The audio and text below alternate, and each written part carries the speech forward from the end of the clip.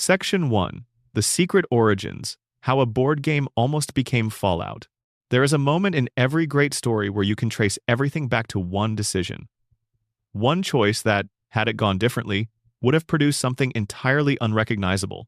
For Fallout, that moment happened in a small office at Interplay Productions sometime around 1994, when a programmer named Tim Kaine started tinkering with a game engine he was building in his spare time, not because anyone asked him to, but because he genuinely could not stop himself from doing it.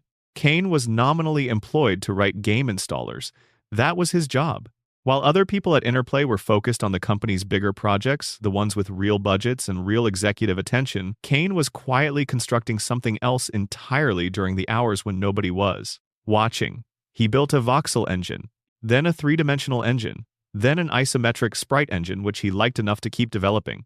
And then, because he happened to be playing a tabletop role-playing game called GURPS with a group of friends a couple of nights a week, he started building a combat system inspired by that game. GURPS stands for Generic Universal Role-Playing System. It was published by Steve Jackson Games and had earned a devoted following among tabletop enthusiasts precisely because of the thing its name promises: universality. The system could run campaigns set in medieval fantasy, deep space, crime noir, prehistoric survival, or anything else a game master could imagine. It was flexible, deep, and rich with the kind of mathematical texture that Kaine found genuinely exciting. So, he borrowed its bones and started building a digital version of it. That is the real origin of Fallout. Not a vision statement, not a design document, not a pitch meeting with executives. It started as a guy spending his off hours building something he personally wanted to play. As word spread through Interplay's offices, other developers started coming around after hours to see what Kaine was working on. They got curious. They started contributing. Lead designer Scott Campbell joined. Artist Leonard Boyarsky came aboard. The team began to coalesce around this small underground project that still didn't have a name, a budget, or any formal standing within the company. Campbell's working title for it was GURPS, Wasteland, a nod both to the licensed tabletop system they were building around and to an older game called Wasteland that Interplay had published in 1988, which many of the team members held in genuine affection. The game they were designing at this stage was already recognizably Fallout in spirit. It was set in a post-nuclear world. It had an isometric perspective, it used turn-based combat, and it gave players the freedom to approach problems in multiple ways. The player was sent out of an underground shelter to search for a water chip that their vault needed to survive. These were the bones. But two things threatened to derail the entire project before it found its footing. The first was Steve Jackson Games. When Interplay formally licensed GURPS as the mechanical foundation for what was still being called Vault 13, a GURPS post-nuclear adventure, the relationship between the two companies started out cooperative enough, but it deteriorated over the game's content. GURPS, as a brand, had a certain clean image that Steve Jackson Games was protective of. The game Tim Kaine and his team were building was not clean. It was dark, satirical, and occasionally brutal in ways that Jackson's company found troubling. According to accounts from the development period, Steve Jackson himself saw an early build that included a scene of a prisoner being executed shot in the head, followed by the executioner cheerfully waving at the camera. That was apparently enough. Steve Jackson Games withdrew from the deal, which meant Interplay had a nearly complete game built around a system they could no longer legally use.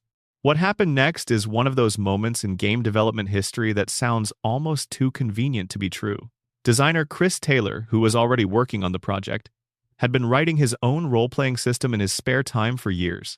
He described it later as something he'd sketched out on 3x5 cards, in notebooks, on scraps of grid paper, a personal project he'd been refining because he loved the craft of tabletop game design. When GURPS fell through, Taylor's homemade system was ready to step into the gap. Taylor's system became SPECIAL, an acronym that stands for Strength, Perception, Endurance, Charisma, Intelligence, Agility, and Luck. It was purpose-built for a computer game rather than adapted from a tabletop template, which meant it could accommodate things that GURPS struggled with in digital form. Low-intelligence playthroughs where characters genuinely couldn't form coherent sentences, charisma-based speech checks that opened dialogue options GURPS never anticipated, and a particular kind of modular character building that felt native to the medium. Boyarsky later said that Special was actually a better fit than GURPS would have been, because it had been designed with Fallout specifically in mind rather than retrofitted to it. The second threat to the game's existence was, perhaps surprisingly, the game's own publisher. Interplay during this period was riding a wave of excitement about major licensed properties. They had acquired the rights to develop Dungeons & Dragons games, which at the time felt like striking gold. D&D was the single most recognized name in role-playing, and Interplay's management saw it as far more commercially promising than a quirky post-apocalyptic game being built quietly in the corner by 30 people. Every time Fallout faced a resource decision, the answer from management was usually to redirect those resources toward the D&D projects. Tim Kaine would later recall that the game survived 2 near cancellations during this period. Twice, the administration essentially decided the team was better deployed elsewhere. Twice, the project kept going anyway. The final budget Interplay committed to the project was $3 million. For context, that was considered a fairly modest sum even by mid-1990s standards. The team working on it numbered around 30 people at its peak, and they were operating with the kind of creative autonomy that only comes when nobody important is paying attention to you. Boyarsky described the atmosphere as being like an indie studio operating inside a larger company, with steady paychecks and no publisher pressure because the publisher had mostly forgotten they existed. It is worth pausing on the name Fallout itself and how it came to exist. The title was changed from Vault 13, a GURPS post-nuclear adventure, which was always more of a working description than an actual title to Fallout. A post-nuclear role-playing game after the GURPS deal collapsed. The subtitle kept the post-nuclear framing, but the primary word, Fallout, carried something more immediate and literal: nuclear fallout, the stuff that drifts through the air after the bombs go off. The invisible consequence of catastrophic decisions, spreading outward from the center of destruction into everything it touches. As titles go, it is quietly perfect. The world Kaine and his team built around that name diverged from reality at a specific point in history. In the real world, after World War II, technology moved in a particular direction: miniaturized electronics, the transistor, eventually the microprocessor. In Fallout's world, that branch of technological development never happened. Instead, the world remained committed to an atomic-powered version of the future that 1950s science fiction had imagined. Nuclear reactors in cars, robots powered by fusion cores, cities lit by atomic energy. The aesthetic that emerged from this chrome and curves and googie architecture, alongside genuine devastation and rot, became one of the most distinctive visual identities in game history. The artists, according to Kaine, applied what he called a rule of cool. If a weapon or a piece of armor from any source, whether Soldier of Fortune magazine or Ladies' Home Journal, looked interesting enough to include, it went in. Fallout was released on the 30th of September 1997. It had nearly died twice, lost its licensed mechanical foundation, survived on the passion of developers who built it largely in their own time, and emerged as something nobody at Interplay had expected or planned for. It sold well, received strong reviews, and began building the audience that would carry it through a quarter-century of sequels, spin-offs, a legal war over intellectual property, and eventually a television adaptation watched by tens of millions of people worldwide. All of that from a programmer who was supposed to be writing installers. If there is a single fact about Fallout that feels most unlikely to people who know the franchise only through its later incarnations, it might be this: the clean, confident, philosophically coherent game that arrived on shelves in 1997 was an accident of persistence. Nobody at the top of Interplay believed in it enough to fund it properly. The system it was built around got yanked away with the game nearly finished. The people who made it were operating on borrowed time and borrowed resources, building something they personally wanted to exist in a world that wasn't sure it wanted them. That tension between a vision held tightly by people who believed in it and an industry that couldn't quite see what they were making would define the Fallout franchise for the next 2 decades in ways that would only become clearer as time went on. Before we go any further, drop a comment and tell me where in the world you're watching this from and what time it is. It genuinely makes my day seeing where people are tuning in from. And if you're enjoying this so far and want to see more like it, a subscription means everything. Now, let's keep going. Section 2. The Vault Experiment Files: What Was Really Happening Underground.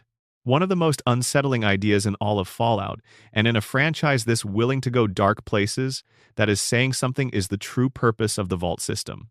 Most players who encounter the vaults for the first time understand them as exactly what they appear to be: fallout shelters. Underground bunkers built by a company called Vault Tech to protect a portion of the American population from nuclear war. Generous, civic-minded infrastructure at the end of the world. The reality, seated across terminal logs and holotapes and scattered documents across every game in the series, is considerably more disturbing. The vaults were never purely shelters, they were laboratories. The people inside them were subjects, and the experiments they were subjected to were, in almost every case, designed either to fail in specific ways or to generate specific kinds of suffering that the people who commissioned the experiments wanted data on. The deeper lore pieced together across multiple games suggests that Vault-Tec was operating in close cooperation with a shadow organization called the Enclave, which was itself a kind of shadow government composed of military officials, wealthy industrialists, and senior politicians who had concluded that nuclear war was inevitable. The Enclave's plan was not to prevent the war. It was to survive it and emerge on the other side with enough control to shape whatever civilization rose from the ruins. The Vault experiments were their research program, a vast, cruel effort to understand how human populations behave under conditions of total isolation, extreme stress, resource scarcity, and social engineering. If humanity ever needed to restart elsewhere, the Enclave would want this data, and the cost of collecting it would be paid by the people locked inside. With that framework in mind, the individual Vault experiments become something more than horror stories. They become a coherent research program, each one testing a different variable in the grand experiment of human social collapse. Consider Vault 11. The setup was this.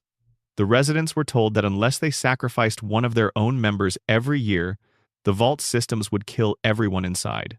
They were given no other information.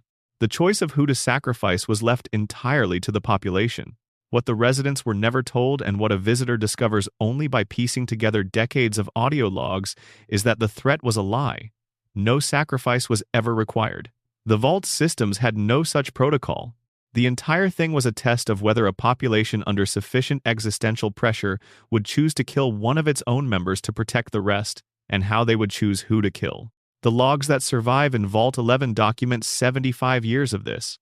They show the political machinery that emerged around the selection process, the alliances that formed, the ways different factions within the Vault attempted to influence who got chosen, the corruption, the scapegoating, and eventually, after 7.5 decades, the 5 survivors who refused to continue, who looked at the choice in front of them and said no.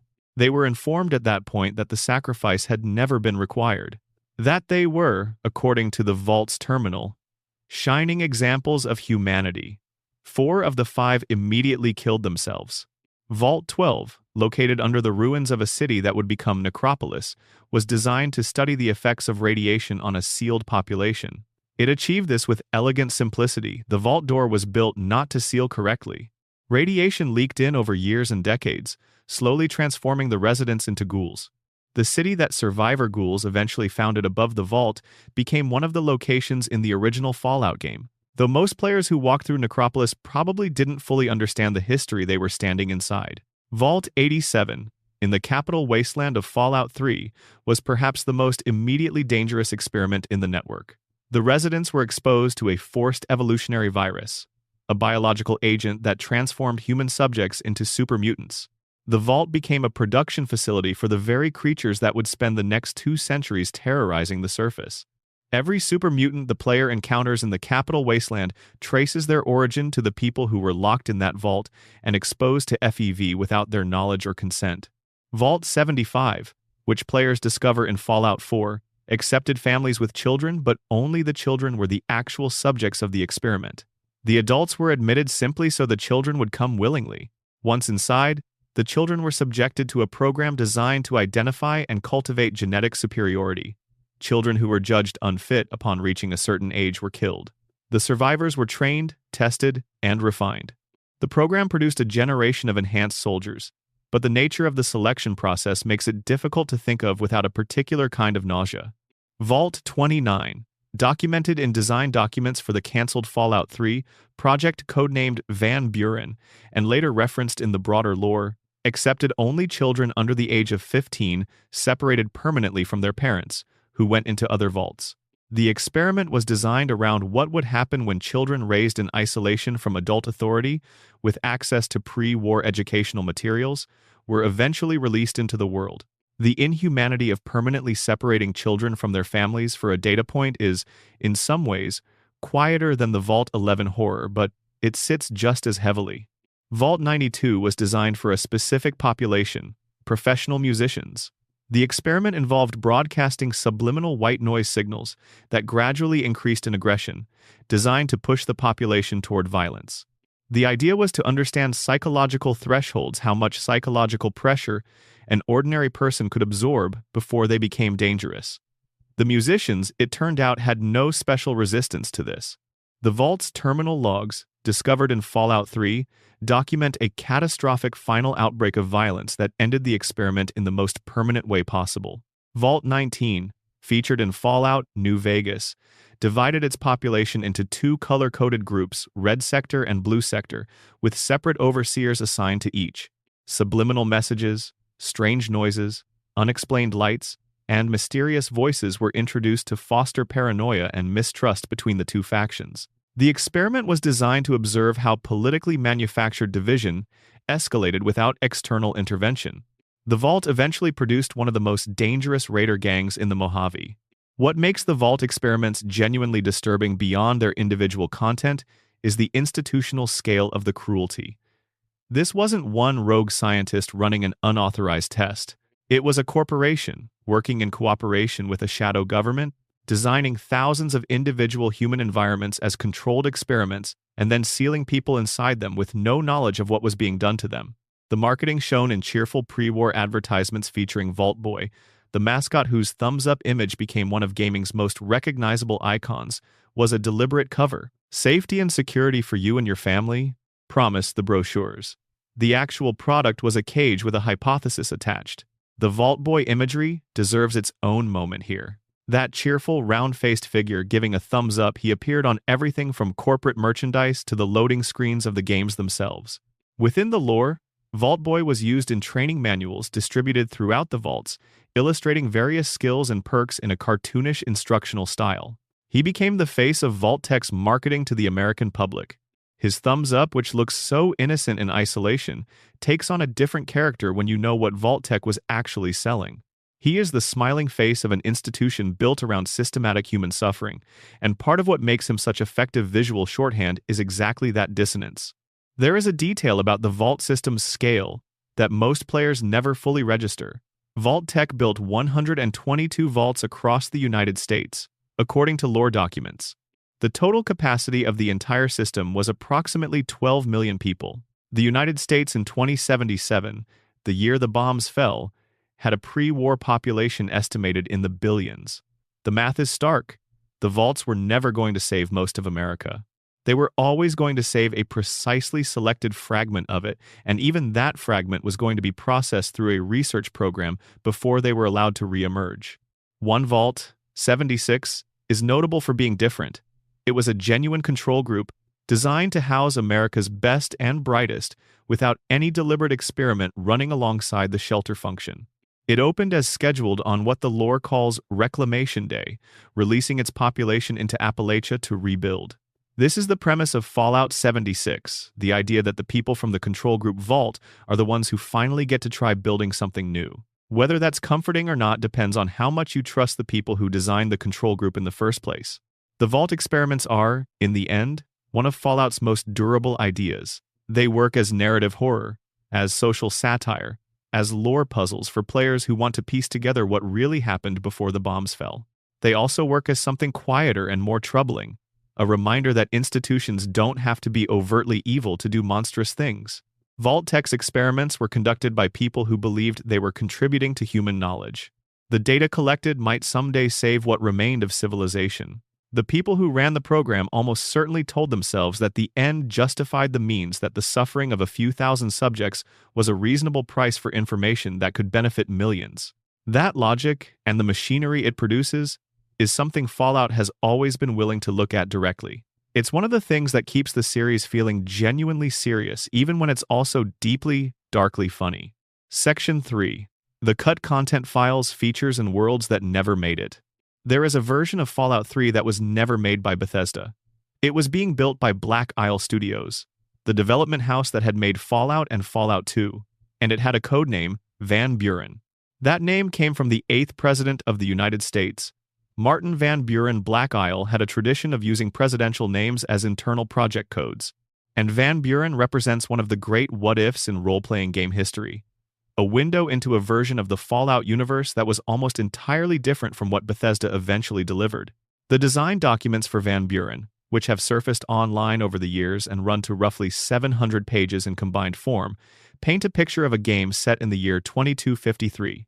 The player character was a prisoner, someone who could have been guilty or innocent of their crime, with the player choosing who escaped from a high-tech penal facility called Tibbetts Prison when a catastrophic event destroyed the facility's control systems. The robotic prison guards would pursue the escaped prisoner across the American Southwest, creating a persistent threat that followed the player through the game world. The setting included post-apocalyptic versions of Denver, the Grand Canyon, and various locations across Utah and Colorado. Many of the concepts from Van Buren eventually found their way into Fallout, New Vegas. Caesar's Legion, the faction modeled after the Roman Empire, was a Van Buren creation. Joshua Graham the Burned Man, a fan-favorite character from the Honest Hearts DLC, was originally a Van Buren companion. Hoover Dam as the central contested location was a Van Buren idea.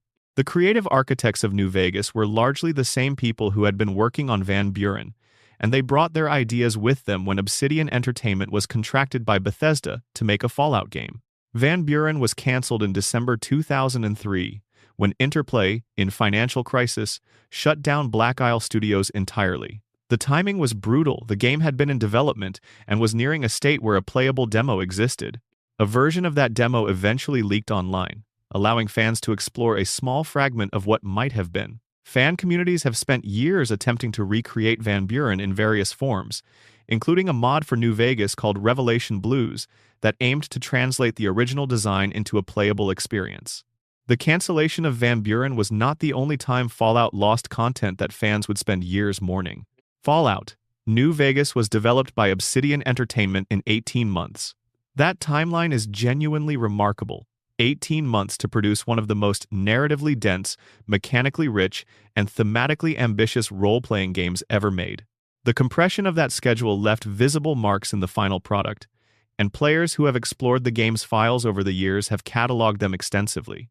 The most significant piece of cut content from New Vegas was a companion named Ulysses. He was designed to be one of the main companions available to the player throughout the game, a former courier, like the player character, who had a deep personal history with the events that set the game's plot in motion. His backstory was woven into the game's world in ways that made him uniquely suited to comment on everything the player was doing and experiencing.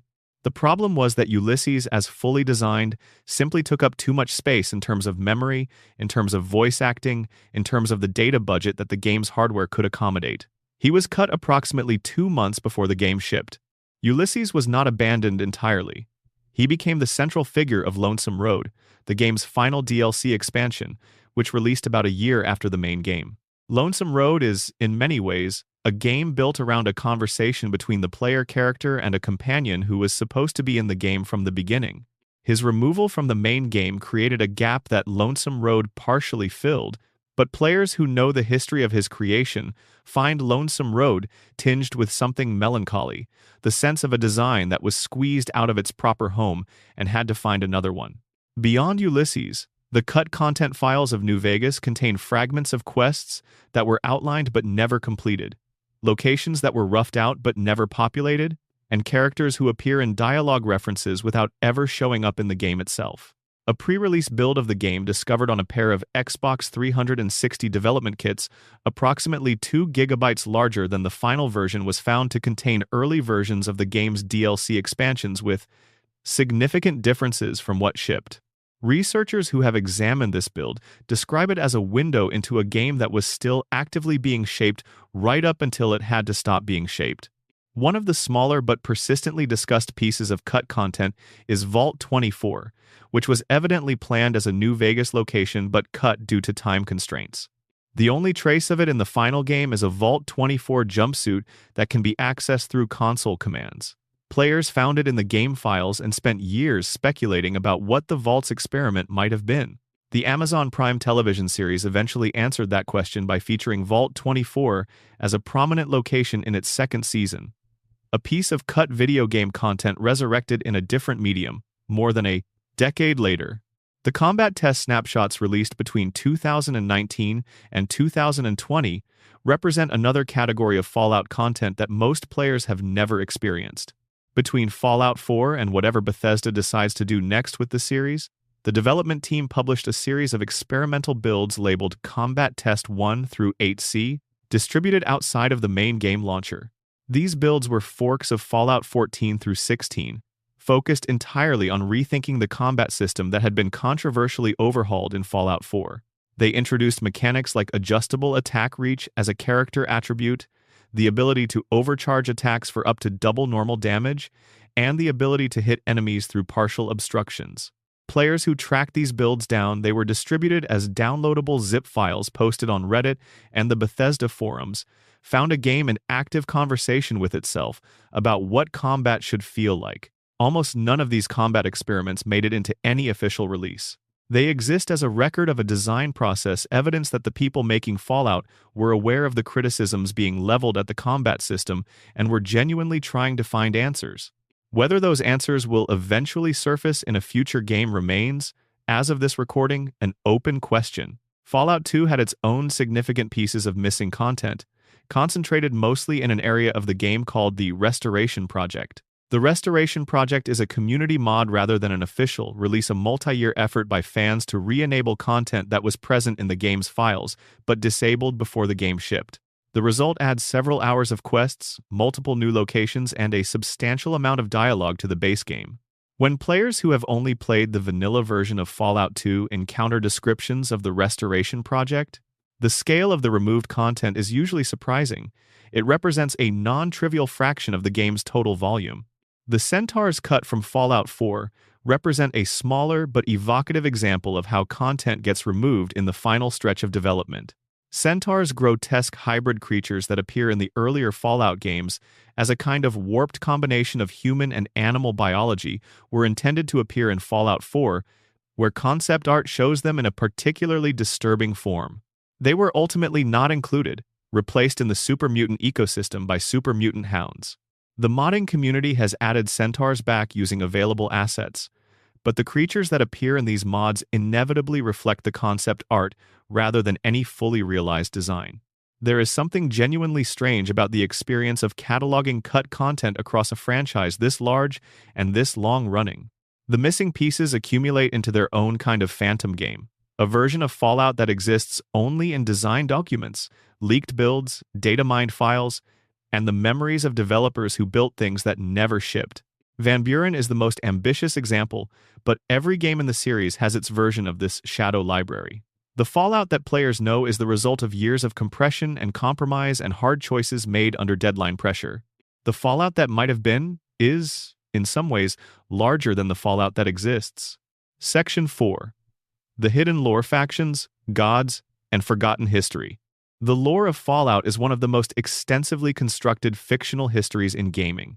Across 6 mainline games, multiple spin-offs, a television series, tabletop adaptations, and enormous volumes of supplementary material, it has built a world with its own history stretching back centuries before the bombs fell, and forward into a timeline that currently ends, in the TV series, around the year 2296. Most players know the surface of this: the Brotherhood of Steel, the Super Mutants, the Enclave, the NCR, Caesar's Legion. What they know far less well is the depth beneath the surface, the origins and implications that the games bury in terminals and holotapes, and the occasional piece of dialogue that most players skip.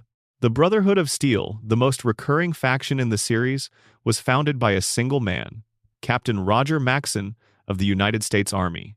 Maxson was stationed at a facility called Mariposa Military Base in California, overseeing a project he had been told was related to a new kind of armor for combat soldiers. What he had not been told was that the project was actually about the forced evolutionary virus, a biological weapon being tested on human subjects. When Maxon discovered what was actually happening at Mariposa, he initiated a mutiny, executed the project's chief scientist, and began broadcasting unauthorized distress signals. When the bombs fell in October 2077, Maxon led the survivors, soldiers, and their families on an exodus to a pre-war research facility called Lost Hills Bunker in the California desert. Maxon's decision to pivot his group toward the preservation of technology was not purely idealistic. He had just witnessed what technology could do when placed in the hands of people without ethical constraints.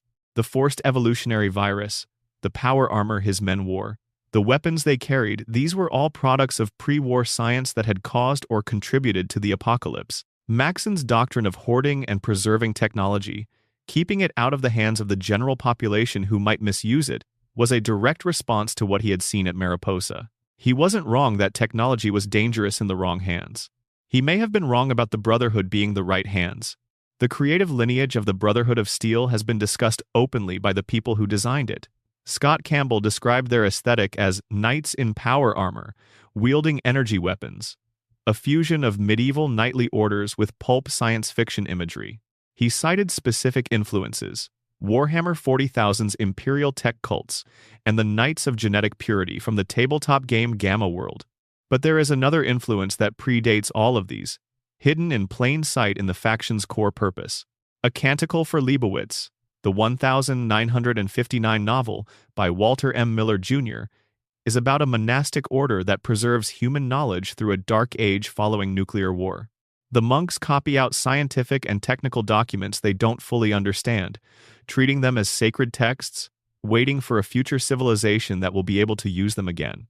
The Brotherhood of Steel is, at its conceptual heart, that same idea wearing power armor. The game has never formally acknowledged this connection in its lore, but the structural resemblance is close enough that developers who have discussed their influences have mentioned it on multiple occasions. Caesar's Legion, the Roman-themed faction that serves as the primary antagonist of Fallout, New Vegas has an origin story that the game mostly hides in terminal entries and optional companion dialogue. The man who calls himself Caesar is named Edward Sallow. He was born in NCR territory, had access to an extensive pre-war library through his mother's connection to an organization called the Followers of the Apocalypse, and became fascinated by the history of ancient Rome in a way that went far beyond academic interest. When he was sent on an expedition with a man named Joshua Graham and intercepted by a tribe called the Blackfoot, Sallow saw an opportunity. Instead of fighting his way out, he began teaching the tribe tactics, strategy, and organization. They accepted him as a leader. He adopted the name Caesar, and over the following years he absorbed tribe after tribe, 87 of them, by the time New Vegas takes place, into a military structure deliberately modeled on the Roman Empire. What makes Caesar compelling as a character, at least to players willing to engage seriously with his dialogue, is that he has thought carefully about what he's doing and why. His use of Roman aesthetics is deliberate and functional, not nostalgic. He is using the psychological power of symbols, hierarchy, and ritual to bind together people from dozens of different cultural backgrounds into a single fighting force. His Hegelian analysis of the conflict between the Legion and the NCR as thesis, the Legion as antithesis, with some future synthesis emerging from their conflict, reflects a genuine political philosophy. The fact that his political philosophy is also used to justify slavery, violence against women, and the wholesale destruction of pre-war culture doesn't make it less coherent, it makes it more troubling. Joshua Graham, Caesar's second-in-command turned adversary, deserves his own extended consideration. Graham helped Caesar build the Legion and served as its military commander until the Legion was defeated at the First Battle of Hoover Dam. Caesar's response to the loss was to burn Graham alive, covered in pitch and set on fire, and throw him into the Grand Canyon. Graham survived. He converted to Mormonism. He is encountered in the Honest Hearts DLC, living as a humble but lethal protector of the Zion National Park area, wrestling with his faith and his capacity for violence in ways that the writing treats with unusual seriousness. The New California Republic is the other major faction in New Vegas, and its history contains a detail that most players who encounter it don't fully process. The Brotherhood of Steel, the faction that many players associate with being allied to the player character in earlier games, raided the NCR's gold reserves repeatedly over a period of years, eventually causing the NCR to abandon the gold standard entirely and switch to a fiat currency.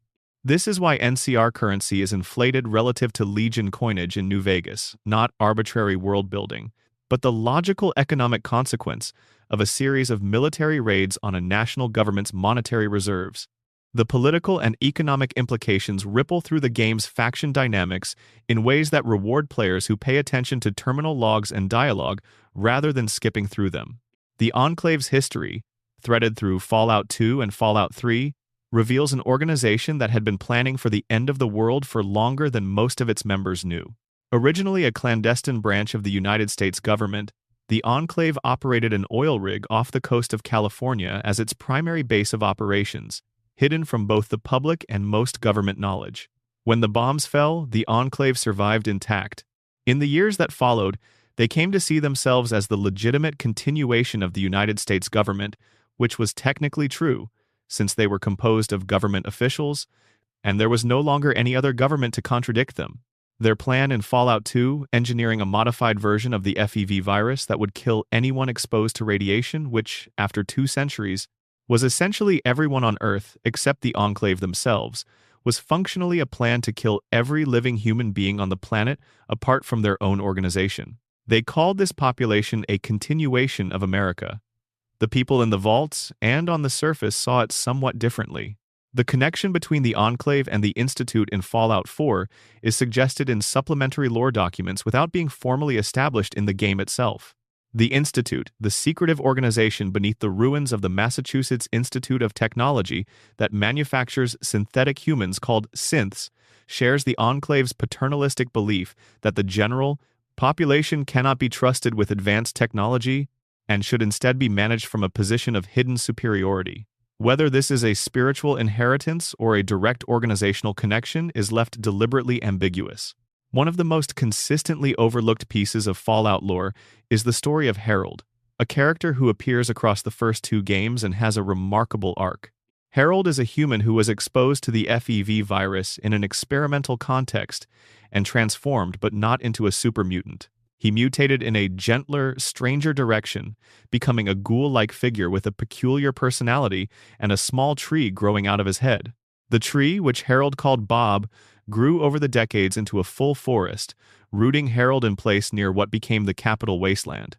In Fallout 3, players can find Harold entirely immobilized, the center of a growing wood surrounded by a small community of devotees who worship him as a god figure. Harold's feelings about this situation are, depending on how the player approaches the encounter, profoundly complicated. His arc across the series is one of Fallout's most complete character studies, a man who started as a minor figure in an early game, accumulated history across decades of lore, and ended up as an involuntary deity. Section 5. Developer Secrets and Behind-the-Scenes Chaos. Making Fallout New Vegas in 18 months is an achievement that developers and fans have analyzed and debated for more than a decade. The numbers are almost implausible when stated plainly.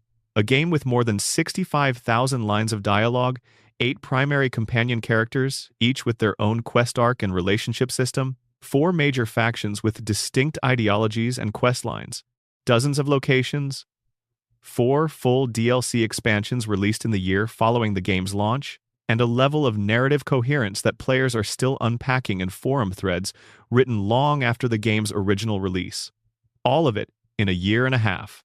The team at Obsidian achieved this partly through the advantage of working in an existing framework they were building on the engine and assets of Fallout 3, which had been developed by Bethesda and released 2 years earlier.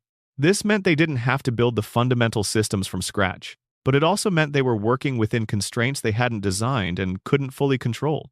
Bugs from the base engine, limitations on how much content the hardware could load at one time, and a metric ton of technical debt from a codebase they hadn't written all contributed to a game that shipped with more rough edges than Obsidian would have preferred. The Metacritic bonus situation is one of those behind-the-scenes facts that has become almost legendary in discussions of the games industry. Bethesda's contract with Obsidian included a performance bonus tied to the game's aggregate review score on Metacritic. If New Vegas achieved an average score of 85 or above, Obsidian would receive a significant bonus payment. The game shipped with an 84 on the Xbox 360 and PC versions 1 point below the threshold, largely because of the bugs that the compressed development schedule had left in the game. The bonus was not paid.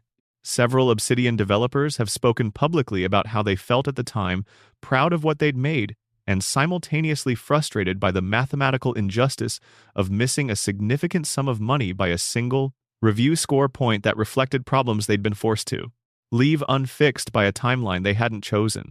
The discovery of a pre-release build of New Vegas on a pair of development kit consoles found by a YouTube channel called Games is Past revealed the extent of the content that was still being shaped in the final weeks. Before launch, the build was approximately 2 gigabytes larger than the final release, and contained not just cut content from the main game but early versions of all 4 DLC expansions. Old World Blues, the third DLC, was found to have significant differences from its released version, including a room that had been substantially altered between the pre-release build and the final product. The build also contained PDB files with debug information useful for reverse engineering technical artifacts that give researchers access to information about how the game was structured at a level deeper than the finished product. Reveals. The story of Todd Howard learning that Bethesda had acquired the Fallout license is one of those anecdotes that feels like it belongs in a movie about the games industry. Howard returned to his desk one day to find a post-it note left by Todd Vaughn, Bethesda's vice president of development. The note said, "Fallout's yours." That was the announcement. A sticky note on a keyboard. The license to one of the most beloved role-playing franchises in game history, transferred to Bethesda's development team via a piece of notepaper you could cover with your thumb. Howard has described Fallout 3's development as one of the most challenging projects the studio undertook. The transition from the isometric, turn-based design of the original games to a first- and third-person open world was not universally welcomed. Many fans of the earlier games saw it as a fundamental betrayal of what Fallout was. Howard's team decided they wanted to keep enough of the original game's spirit to be recognizable, while making something that could reach the wider audience that open-world games were reaching in the mid-2000s. The result was a game that won over enormous numbers of new players, while leaving a significant portion of the original fanbase feeling that something essential had been lost in translation. Emile Pagliarulo, Fallout 3's lead designer, spoke openly in later interviews about the bugs. The game's ambition, the scale of its open world, the complexity of its systems, the number of interacting mechanics pushed the Gamebryo engine that Bethesda was using to its limits, and occasionally past them. One particular feature caused particular headaches: the VAT system, which allowed players to pause combat and target specific body parts in slow motion. Adding VATs to a game engine that had been built for real-time action required extensive technical improvisation, and the seams occasionally showed. Deathclaws and Protectrons were notorious for being launched into the air by physics engine glitches that sent them hurtling inexplicably skyward. NPCs clipped through walls. Companions got stuck in geometry and had to be dismissed and re-recruited to get them moving again. These bugs became, paradoxically, part of the Fallout 3 experience in a way that players remember fondly. There is a difference between bugs that break games that corrupt saves, prevent quest completion, or crash to desktop, and bugs that simply produce absurd spectacles in a world that is already absurd by design. Fallout 3's flying deathclaws belong to the second category. They were incongruous and ridiculous, and they fit into a world of dark comedy and nuclear devastation in a way that felt almost intentional even when it wasn't. The original ending of Fallout 3 is a story about learning from audience feedback in a way that developers didn't anticipate needing to. The game ended definitively, the player triggered a conclusion, a video played, credits rolled, and the save was essentially frozen in place, no continuing to play after the story ended. Howard and his team had modeled this decision on the endings of the original Fallout games, both of which ended definitively after the main story resolved. They thought they were honoring a tradition. Players, however, had been shaped by a decade of open-world games in which the world kept going after the credits, and the response was fierce. The Broken Steel DLC, released months after the original game, retroactively changed the ending to allow continued play, an expensive and time-consuming fix to a problem the development team had not predicted. The decision not to repeat this mistake informed every Bethesda Fallout game thereafter. Fallout 4 allows post-ending play by default. The lesson was expensive but apparently effective. Chris Avellone, the writer and designer whose fingerprints are on enormous amounts of the best Fallout storytelling, from Van Buren's design documents to Fallout 2's best quests to the writing of New Vegas and its DLC, has described the process of working on the Fallout universe as something close to a philosophical project. The Fallout Bible, an unofficial but influential document Avellone wrote to systematize the lore of the early games, attempted to answer questions the games themselves hadn't addressed: the specific mechanics of ghoulification, the exact history of the super mutant strains in different regions, the political structure of the NCR in its early years. Much of this material was eventually contradicted or revised by later games, but the impulse behind it, the sense that a fictional universe this rich deserved internal consistency, reflects something real about what the best Fallout writers brought to the work. The Metacritic contract and the Van Buren cancellation and the GURPS Fallout and the near deaths during development are all stories about how close Fallout came, repeatedly, to not existing in its current form. Each game in the series was built in conditions that were, in retrospect, not particularly favorable to producing great art. They were built anyway. The gap between what was possible under those conditions and what was delivered is the thing that fans have been unpacking for decades, and the reason the franchise has retained the loyalty it has. Section 6. The real-world connections. Buried in the wasteland, the world of Fallout is built on a specific kind of alternate history, one that diverges from our own in the years following World War II and proceeds along a different technological and political trajectory until it reaches the catastrophe of 2077. But that world is not purely invented. It draws extensively from real history, real culture, real psychology, and real political philosophy, in ways that give it a texture and depth that pure invention could not produce. The most obvious of these connections is the 1950s aesthetic. The designers of the original Fallout chose to root their post-apocalyptic world in the specific visual language of American popular culture at a moment when nuclear optimism was at its peak. The 1950s produced a strain of science fiction that genuinely believed in a nuclear-powered future. Atomic cars, atomic reactors in homes, atomic medicine. The advertisements of the era were full of gleaming chrome appliances and smiling families living in modular efficiency homes, all of it suffused with the same earnest faith in technology that would, within a couple of decades, be thoroughly undermined by the actual experience of the nuclear age. Fallout takes this aesthetic and runs it forward to its logical conclusion. A world where the nuclear dream never died, but the bombs fell anyway, leaving that gleaming, optimistic visual language draped over genuine destruction. The specific choice to make China, rather than the Soviet Union, the primary adversary in Fallout's pre-war history is a detail that often goes unremarked on. In the real world, the Cold War's defining antagonism was between the United States and the USSR. In Fallout's alternate history, the USSR apparently resolved its tensions with the West, while the United States' relationship with China deteriorated into open resource war. The Great War of 2077 is a Sino-American conflict, not a superpower standoff with the Soviets. This was a deliberate choice by the original designers, according to Fallout's setting documents. The timeline diverges from our own most decisively around 1969, after which Fallout's world goes in a direction that includes the restructuring of the United States into 13 commonwealths. A nod to the original 13 colonies, the abandonment of transistor technology in favor of nuclear power as the dominant energy paradigm, and the slow erosion of civil liberties under the pressure of resource wars and anti-communist paranoia. The resource wars, the conflicts over oil and other depleting resources that precede the Great War, echo real anxieties about fossil fuel dependency that were already present in the 1970s when the first serious energy crises hit the United States. The Middle East of the Fallout universe is annihilated in these conflicts. Its oil reserves fought over until the wars themselves consume more energy than the oil is worth. This is not a subtle metaphor.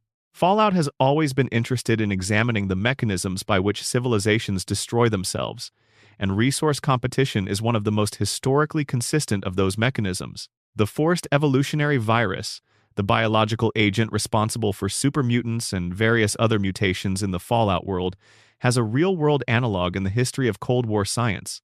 The United States and the Soviet Union both maintained extensive biological weapons programs throughout the Cold War, programs that were officially ended by international agreements, but whose actual scope and continuation remained the subject of investigation for decades. Fallout's FEV, a virus designed to enhance human capability through forced evolution, reflects the genuine scientific ambition and genuine ethical horror of Cold War biological research. The specific application to creating super soldiers was a real research direction, not something the Fallout writers invented for dramatic effect. The Vault's most direct real-world precedent is less widely discussed than it should be. The United States government built numerous actual underground facilities during the Cold War designed to shelter government officials in the event of nuclear attack. The most famous of these is the Greenbrier Bunker in West Virginia, built beneath a resort hotel and maintained as a secret congressional shelter for decades. The existence of facilities designed to protect the powerful while the general population was left to face the consequences of nuclear war is not something Fallout invented. It documented a real aspect of Cold War emergency planning and turned it into a franchise. Caesar's Legion, as mentioned in the previous section, draws from the actual history of Rome in ways that go considerably deeper than the aesthetic trappings. Edward Sallow's curriculum, assembled from pre-war books he accessed through the followers of the apocalypse, apparently included genuine Roman history. Caesar himself describes, in New Vegas dialogue, specific mechanisms of Roman expansion, specific political theories derived from ancient sources, specific ways in which Rome unified disparate peoples through the imposition of a common identity. Whether or not players find the Legion sympathetic, the designers clearly did their homework.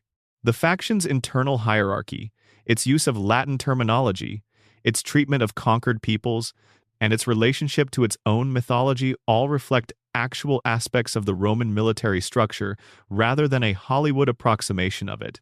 The New California Republic's political arc is a sustained meditation on what happens to democratic institutions under the pressure of expansion and military entanglement. At the point when the player encounters the NCR in New Vegas, it is a republic that has grown too fast for its institutions to keep up with overextended militarily, politically corrupt at multiple levels, and facing an economic crisis partly caused by the Brotherhood of Steel's raids on its currency reserves. It reads as a recognizable portrait of a democracy under stress. The parallels to various real-world democracies that have faced similar dynamics over the past century are not difficult to draw, and Fallout's writers have been consistent in suggesting that they are deliberate rather than coincidental. The Sunset Sarsaparilla brand, which appears throughout New Vegas as the iconic pre-war soft drink of the Mojave, is a loving recreation of mid-century American advertising, the specific kind of cheerful, aggressively optimistic brand identity that American consumer culture produced in the post-war boom. The Sunset Sarsaparilla Star Caps, which serve as a secondary in-game currency and a quest focus, satirize both brand loyalty and the particular American belief that corporate products could be a genuine form of community. The bottles of Nuka-Cola, the franchise-wide equivalent, perform the same function. They are recognizable as loving parodies of Coca-Cola's visual identity and marketing philosophy, which really did claim, during the post-war period, to offer something more than just a drink, a lifestyle, an aspiration, a piece of the American dream. Corvega, the brand name of the nuclear-powered cars whose rusting hulks dot the Fallout landscape, is named in a way that combines Corvette, the American muscle car icon, with the Latin word meaning to converge. The cars are beautiful objects, all curves and chrome and mid-century glamour, with nuclear reactors where the combustion engine would be. They explode when shot. They are scattered everywhere. They represent one of Fallout's most sustained visual jokes, the specific irony of a world in which the dream of atomic-powered personal transportation was achieved, and the consequences were exactly as predictable as they should have been. The pre-war United States in Fallout is recognizably America, but it is America taken to an extreme, a society in which the suppression of dissent became so complete that communism was treated not just as a political position, but as a kind of contagion requiring quarantine, in which corporations achieved something close to full integration with government, and in which the promise of the American dream was deployed as cover for an economy and political system that was devouring itself. This is satire, but it is satire that works because it starts from real historical observations and follows them further than reality went. Section 7. Easter eggs so deep most fans never found them. Fallout 2 is a game that was developed by people who were, by all accounts, delighted by their own game. The result is a game that is densely packed with self-reference, developer in-jokes, and pieces of hidden content that most players never encounter because they require either specific knowledge, specific character builds, or a willingness to explore in directions that the game does not obviously indicate. The developer Easter eggs in Fallout 2 are among the most personal in the series. Several tombstones in a location called Golgotha bear the names of real Fallout 2 developers. One reads, Jason Anderson, no longer a living god, a reference to the fact that the original Fallout's credits described Anderson as a living god, a joke among the development team that the sequel's team found worth commemorating in Graveyard Stone. Developer Leonard Boyarsky named a character after himself. Fergus Urquhart, founder of Black Isle Studios, appears as a character in the game's starting area. In the city of New Reno, graffiti identifies the district as having been designed by Chris Avallone and scripted by Tom French, developers inscribing their own names into the fictional city they built. The residents of Vault City, one of the game's locations, occasionally say things that are clear references to George Orwell's 1984, specifically variations on the phrase double plus good, the newspeak superlative from that novel. The reference is not explained. It sits there, in the dialogue of a self-satisfied community of vault dwellers who consider themselves better than the people of the wasteland, as a quiet comment on the psychology of people who believe the rules exist to protect them specifically. Fallout. New Vegas has Easter eggs that reward players who invest in specific character attributes. A player who builds a character with the lowest possible intelligence score, effectively a character who cannot form coherent thoughts, experiences the game in a fundamentally different way than a normal playthrough. Dialogue options are replaced with grunts and half-formed syllables. Most NPCs refuse to take the player seriously, but a handful of characters who are, in the game's terms, equally simple respond to the low-intelligence player with warmth and recognition, and some quests can only be completed or approached from a specific direction when playing this way. The low-intelligence playthrough is not widely documented because it requires a deliberate choice to make the player character nearly unplayable by conventional standards, but for players who have done it, the experience is often described as one of the most memorable things the game offers.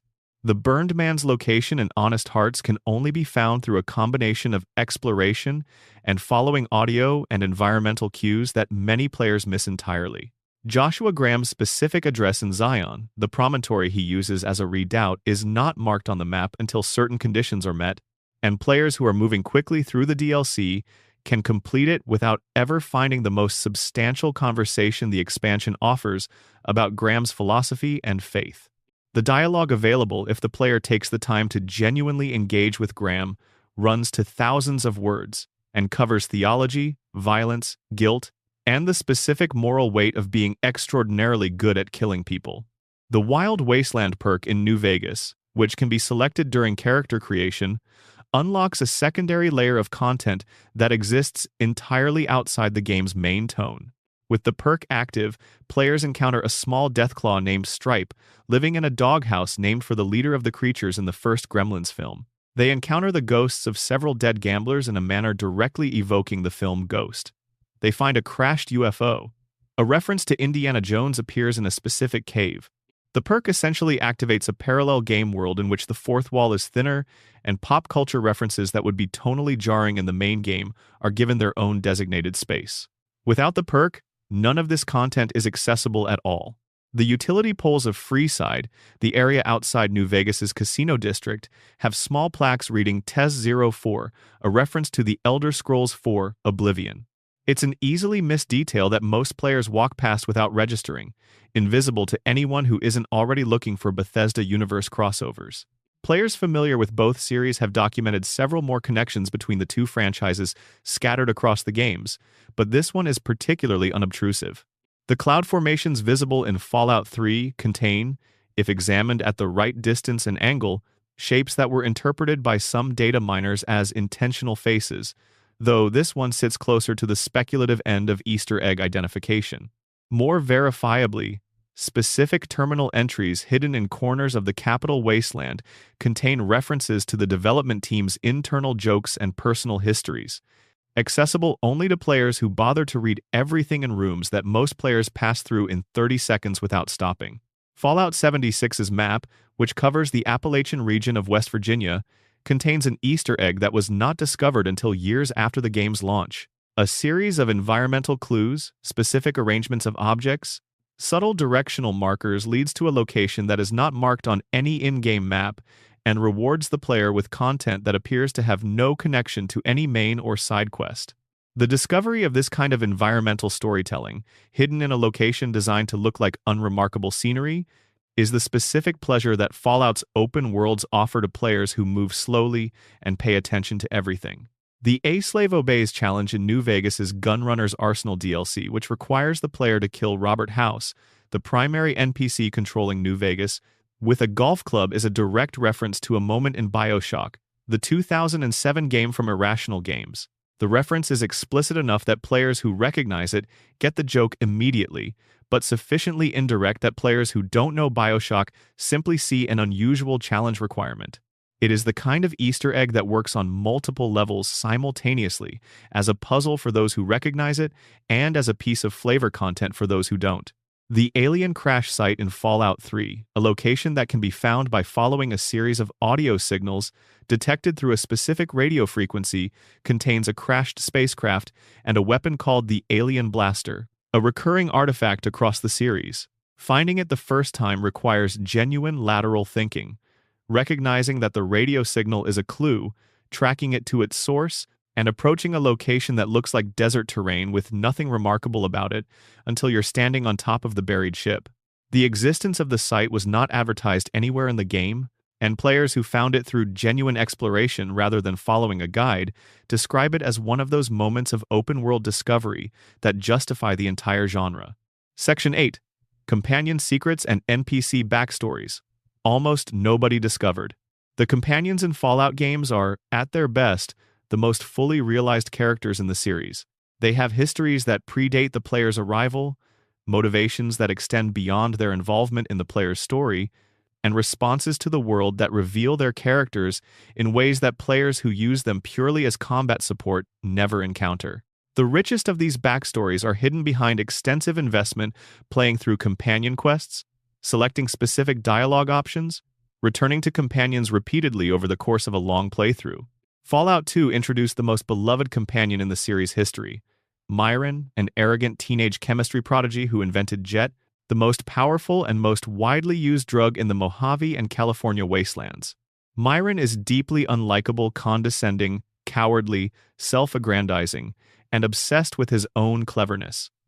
He is also genuinely brilliant. Players who engage with his dialogue in depth discover a character whose obnoxiousness is covering a genuine insecurity, whose obsession with being recognized as the creator of Jet reflects a real need for acknowledgement from a world that mostly regards him as a useful tool. His ending in Fallout 2, revealed in the game's epilogue, is quietly devastating in a way that players who took him along simply for his chemistry knowledge often don't realize until they read it. Raul Tejada in Fallout New Vegas is presented initially as a ghoul mechanic found imprisoned in a tower, bitter and sardonic, and seemingly content to help the player without making any particular demands on their attention. Players who take him through his companion quest discover that Raul was alive before the Great War. He was a young man in Mexico when the bombs fell in 2077 and has been alive for more than 200 years. The weight of that lifespan, the things he has seen and the people he has lost, the question of what it means to keep going when everyone you loved has been dead for centuries. These are the subjects of his companion quest, told through his memories and his present-day uncertainty about whether he has a reason to keep going.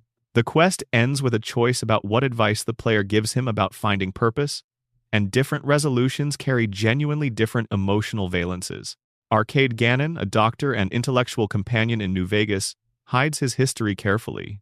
He is the son of an Enclave officer, the organization that served as the primary villain of Fallout 2 and was destroyed during the events of that game.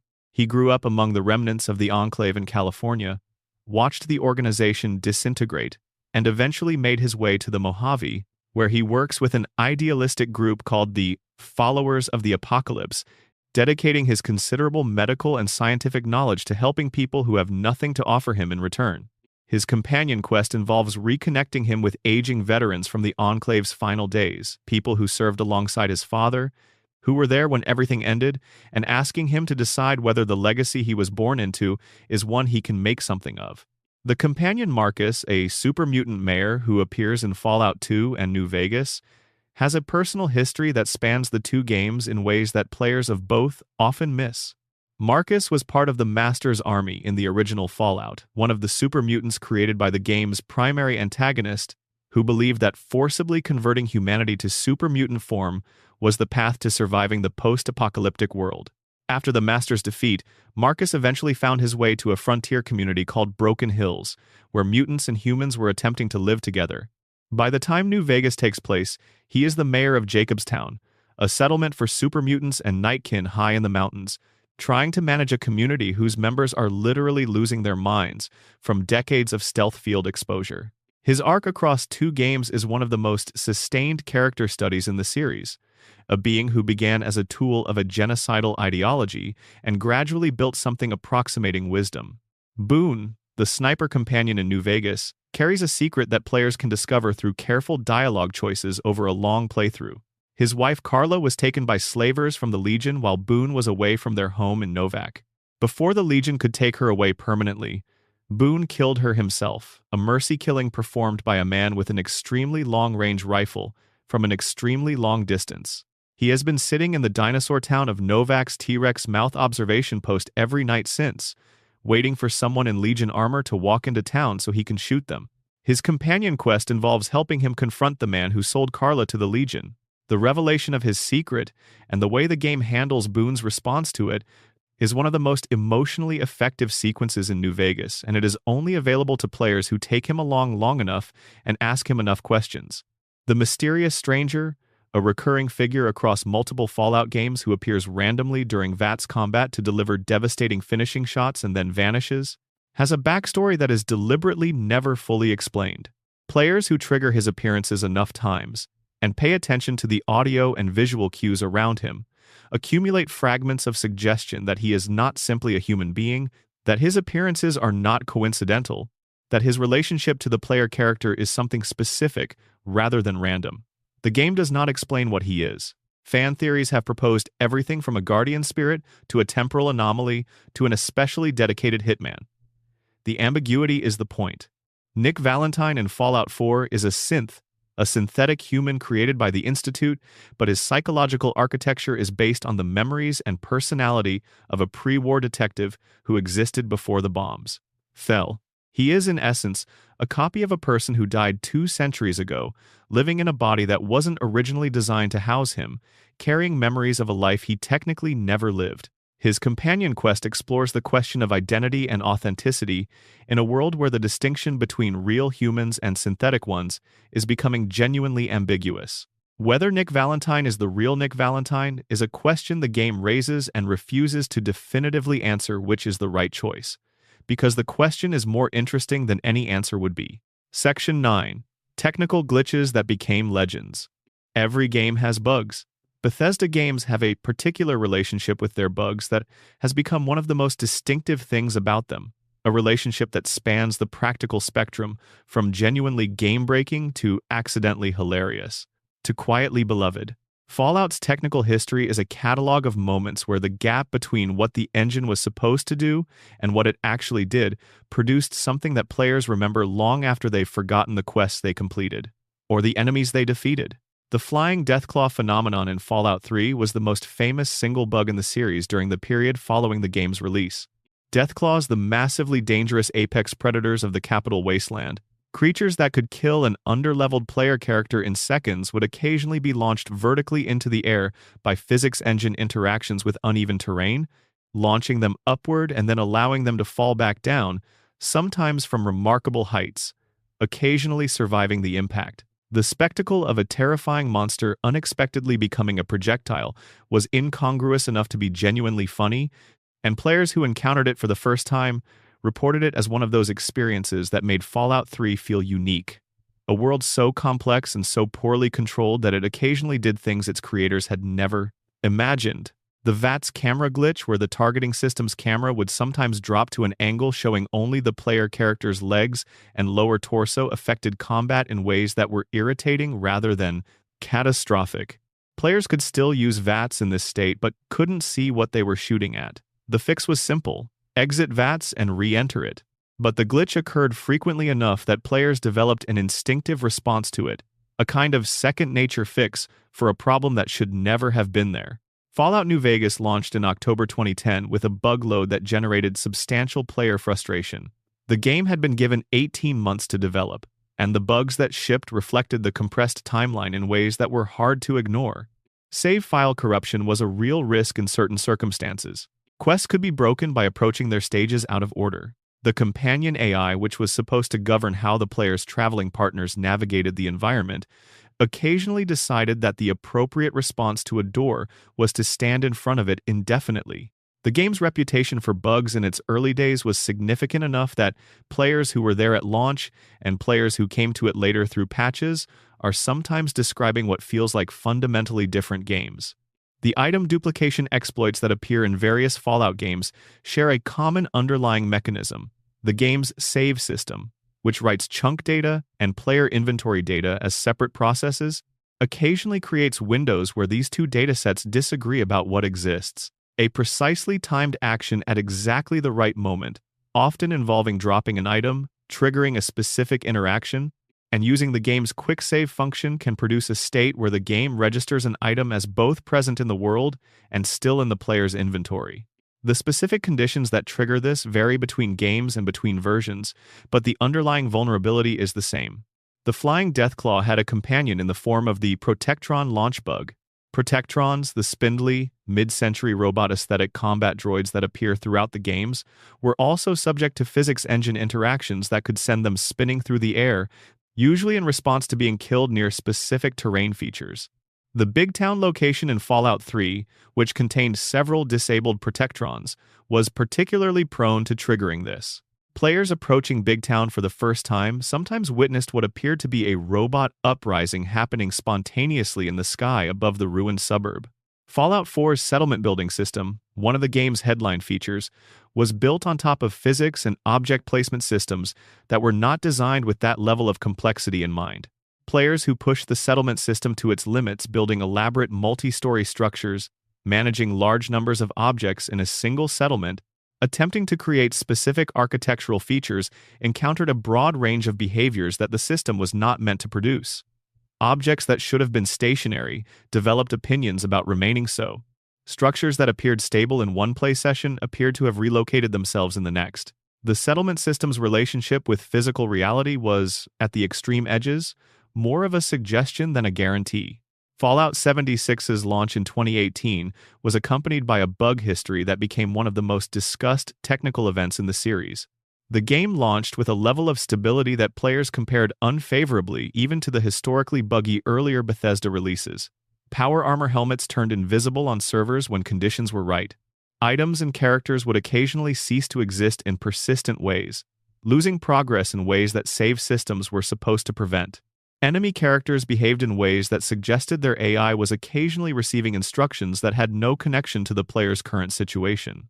The 76 situation was significant enough that it contributed to a broader reassessment of Bethesda's quality control processes, a moment where the studio's relationship with bugs went from endearing quirk to genuine concern for a significant portion of its audience.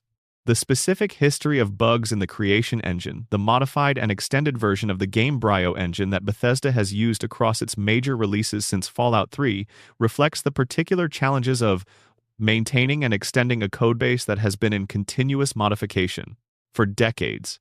The engine's flexibility and openness to modding are real advantages that have contributed enormously to the longevity of Bethesda's games. Its tendency to accumulate technical debt, and the difficulty of fully controlling a system this complex across all the conditions players will apply to it, produce the distinctive bug profile that Bethesda games have always had.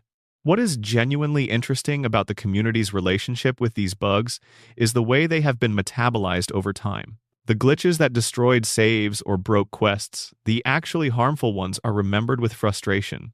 The glitches that produced spectacles, unexpected physics, or moments of accidental comedy are remembered with something closer to affection.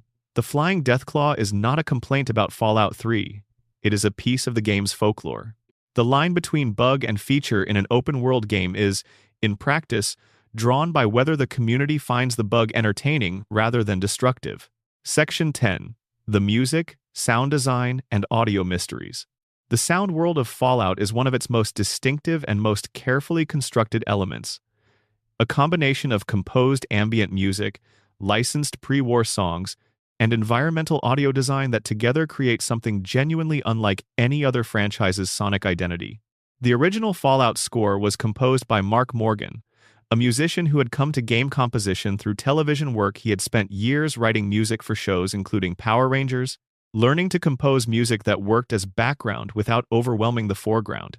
His Fallout soundtrack took a completely different direction. Dark ambient compositions built from synthesizers, processed sounds, and sparse, slow-moving textures that evoked desolation and emptiness, without providing the kind of melodic comfort that game music often offers. Tracks like City of the Dead and Metallic Monks were less music in the conventional sense than sonic environments, sounds that changed how a location felt without calling attention to themselves as music. Morgan's approach was influential in ways that he couldn't have anticipated. The original Fallout soundtrack, released on CD by Interplay in 1997, became one of the relatively rare game soundtracks that players return to outside of the game itself, not as nostalgia for the gameplay, but because the music had merit as music. Its legacy was complicated by Morgan's near-total disappearance from the game industry after around 2000. He did not give interviews. No photographs of him were available online. He became what one publication described as the most enigmatic composer in game music, someone whose work was widely celebrated and whose person was essentially unknown. He re-emerged in 2008 to give an interview to a game music website, in which he explained his absence and discussed plans to return to game composition. He did eventually return, composing additional music for Wasteland 2 in 2014, the spiritual successor to the original Wasteland that had partly inspired Fallout. By this point, Inon Zur had been composing for the Fallout franchise for over a decade, and Morgan's relationship to the series he had scored from the beginning was that of a revered originator who had been replaced. Inon Zur came to Fallout through a career path that moved from television music, specifically children's programming, including Power Rangers and Digimon, to video games, where he quickly established himself as one of the most versatile and productive composers working in the medium. His approach to the Fallout franchise was explicitly different from Morgan's. Where Morgan had created sonic environments, Zur created scores music with identifiable themes and emotional arcs that responded to gameplay events. His Fallout 3 main theme, with its minor key orchestral grandeur, set a very different emotional register than Morgan's ambient textures, one that suited the more cinematic approach Bethesda was taking to the franchise.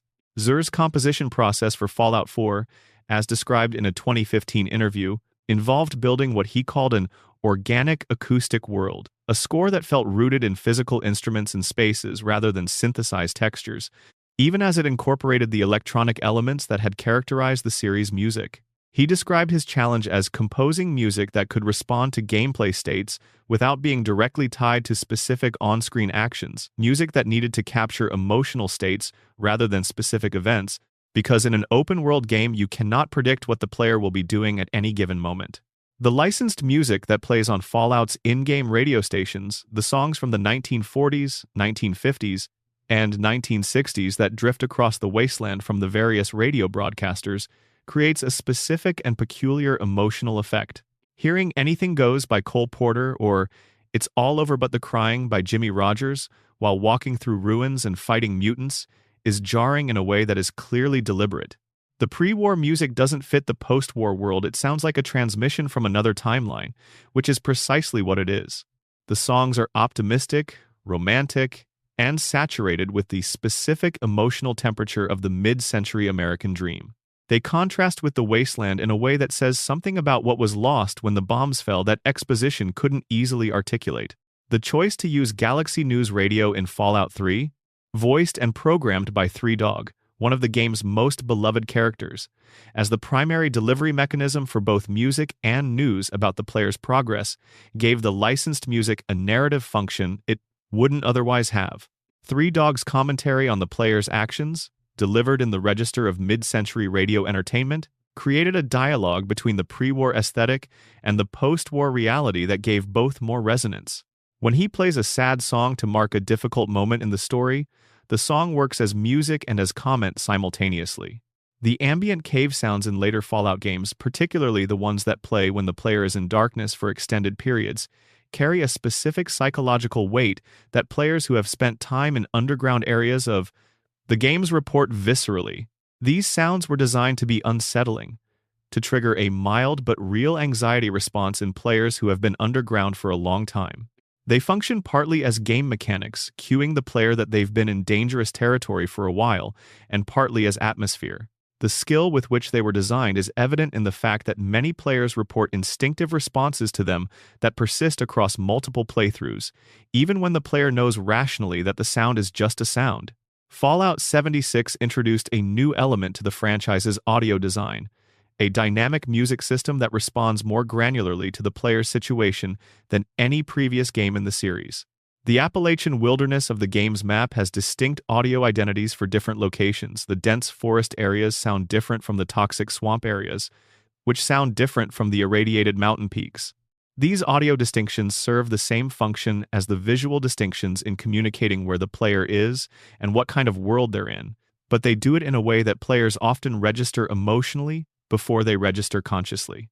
The voice acting across the series represents another dimension of the audio work that most discussions of Fallout's sound design underweight. The hundreds of NPCs who populate the Fallout games were recorded by voice actors working from scripts, and the specific choices those actors made about how to play their characters, the particular inflection that one actor gives to a line of dialogue, the specific way another character's weariness comes through, in a voice that has apparently been carrying weight for a long time, accumulate over a long playthrough into something that feels like genuine characterization.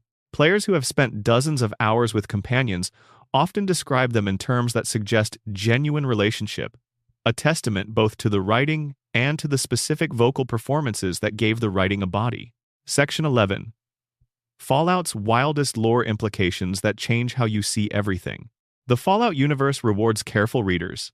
Scattered across the games in terminal entries, holotapes, dialogue exchanges, and environmental storytelling are implications that, when fully assembled, significantly change the meaning of events that players thought they understood. Some of these implications are clearly intentional, carefully planted by writers who knew what they were doing.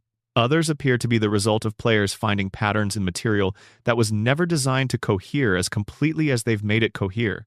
The Master, the primary antagonist of the original Fallout, is one of the most psychologically complex villains in the series. His plan to convert all of humanity to super mutant form, creating a single species that could survive the post-apocalyptic world, was genuine in its motivation, which was not cruelty but a twisted version of compassion. The Master genuinely believed that humanity's survival required this transformation. He had spent years building an army and a cult around his vision. And then, in a specific dialogue path available to a player who has invested in intelligence and science skills, the Master's plan is exposed as biologically impossible. Super mutants are sterile.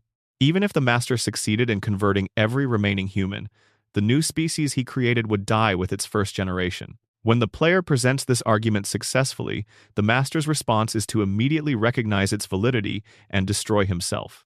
He spends a few moments in what sounds like genuine philosophical grief, mourning not just his defeat, but the revelation that his life's work was built on a false premise, and then he kills himself and takes his base with him. That willingness to make the primary villain a genuine idealist whose ideas were genuinely wrong, and to let the player defeat him not with violence but with logic, is the kind of storytelling that most game narratives don't attempt. The Master is not evil. He is wrong, catastrophically and fatally wrong, and the tragedy of his end is real, rather than performed. The revelation that Vault-Tech's experiments were connected to Enclave planning for post-war colonization, potentially including plans to eventually leave Earth, entirely transforms the entire Vault system.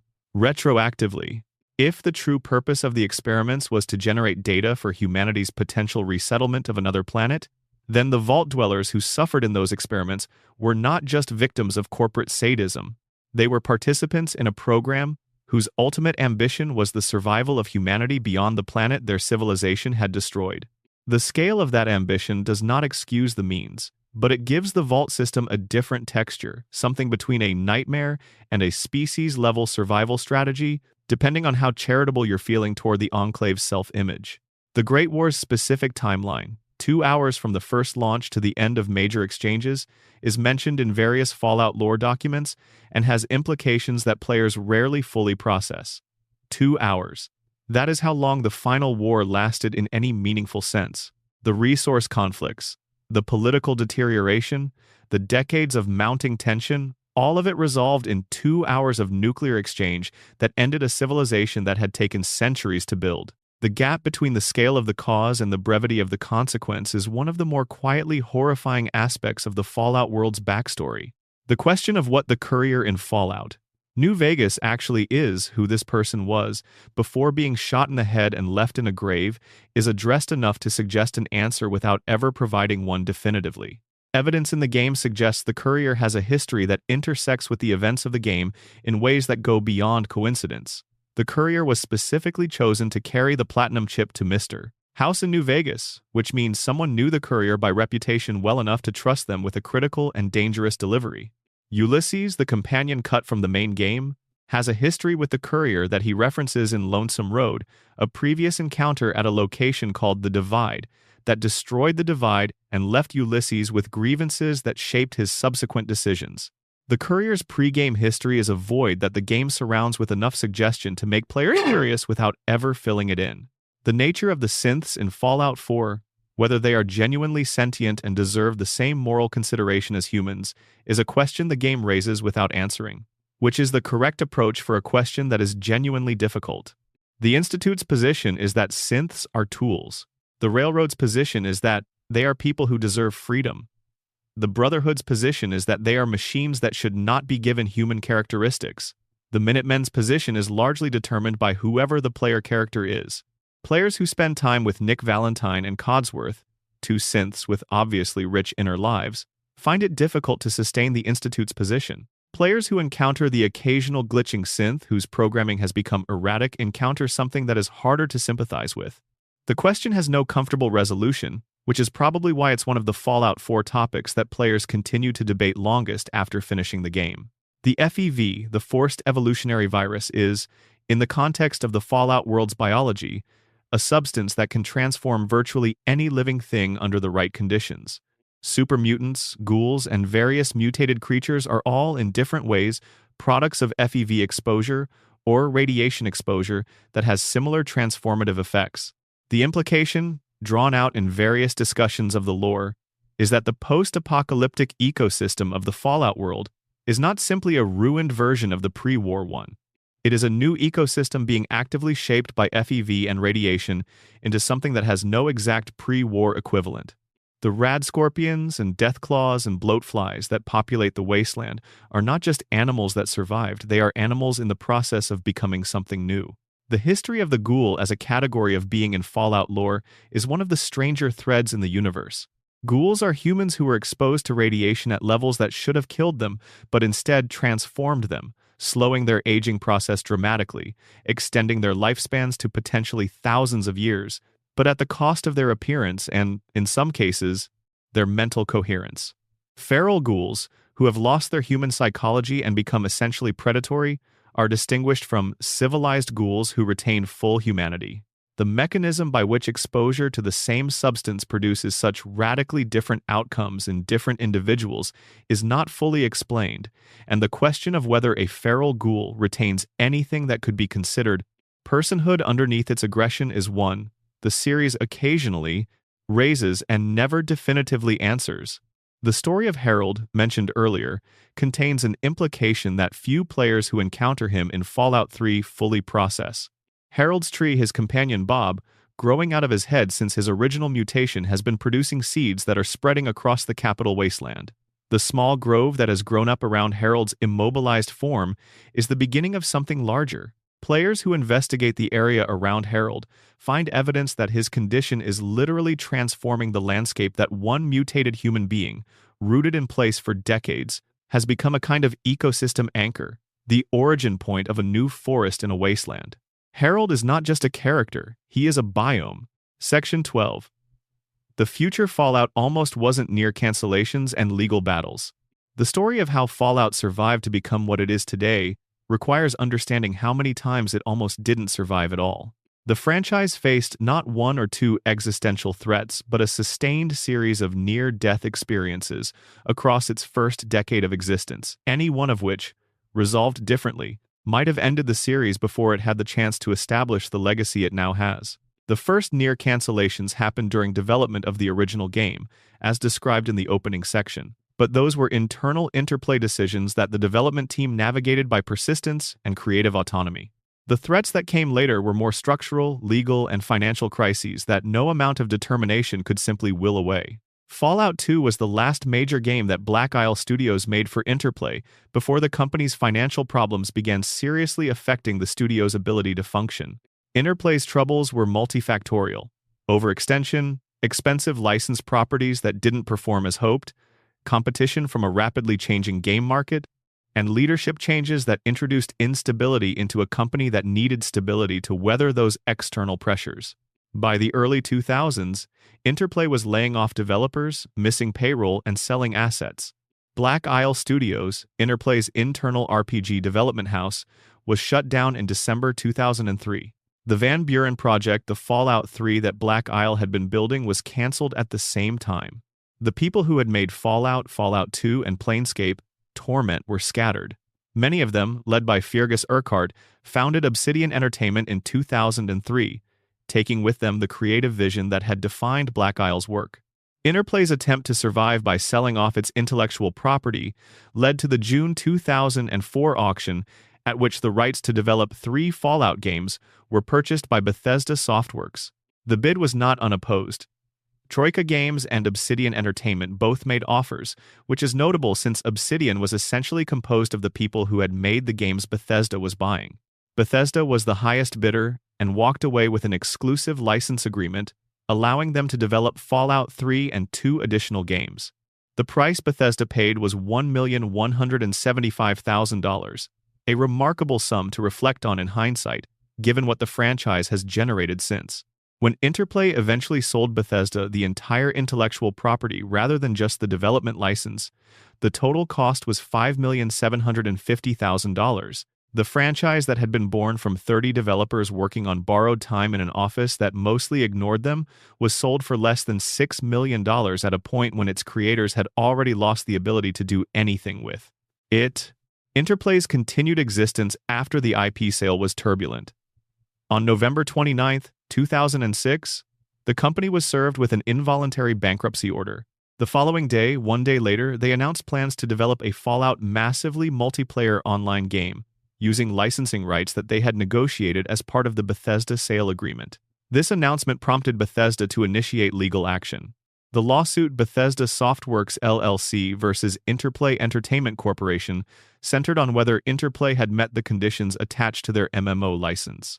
The purchase agreement had specified that Interplay needed to secure $30 million in funding and begin full-scale development of the Fallout MMO within 2 years of the sale. Bethesda's legal team argued that Interplay had failed both conditions. Interplay's legal team argued that they had complied in spirit if not in precise letter. The case wound through the federal court system in Maryland from 2009 to its settlement in January 2012. Bethesda ultimately paid Interplay $2 million in exchange for Interplay dropping all remaining claims to the Fallout brand. The settlement confirmed Bethesda as the sole owner of the Fallout franchise, including the rights to Fallout Online, which had been the source of the entire dispute. The Fallout MMO that Interplay had announced, sometimes referred to by its internal codename Project V13, was never made. The legal battle had real effects beyond the courtroom.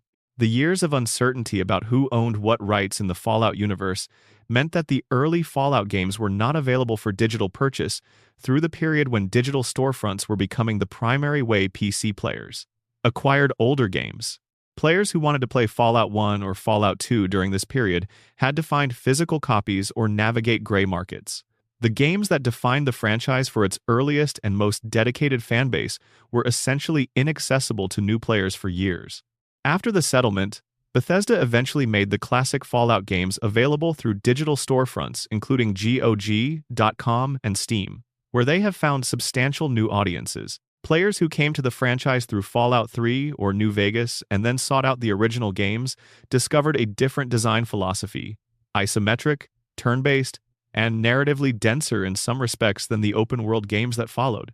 The fanbase that formed around the original games and the fanbase that formed around Bethesda's approach to the franchise have coexisted in sometimes tense conversation ever since. The Metacritic situation at New Vegas is, in many ways, the final act of this long story of institutional fragility. Obsidian built one of the most beloved games in the franchise's history under conditions 18 months, a compressed budget, legacy technical debt from Fallout 3's codebase that were genuinely difficult. They missed the bonus threshold by a single review score point. The bonus was withheld. Several developers have described the experience as one that shaped their thinking about the games industry in lasting ways.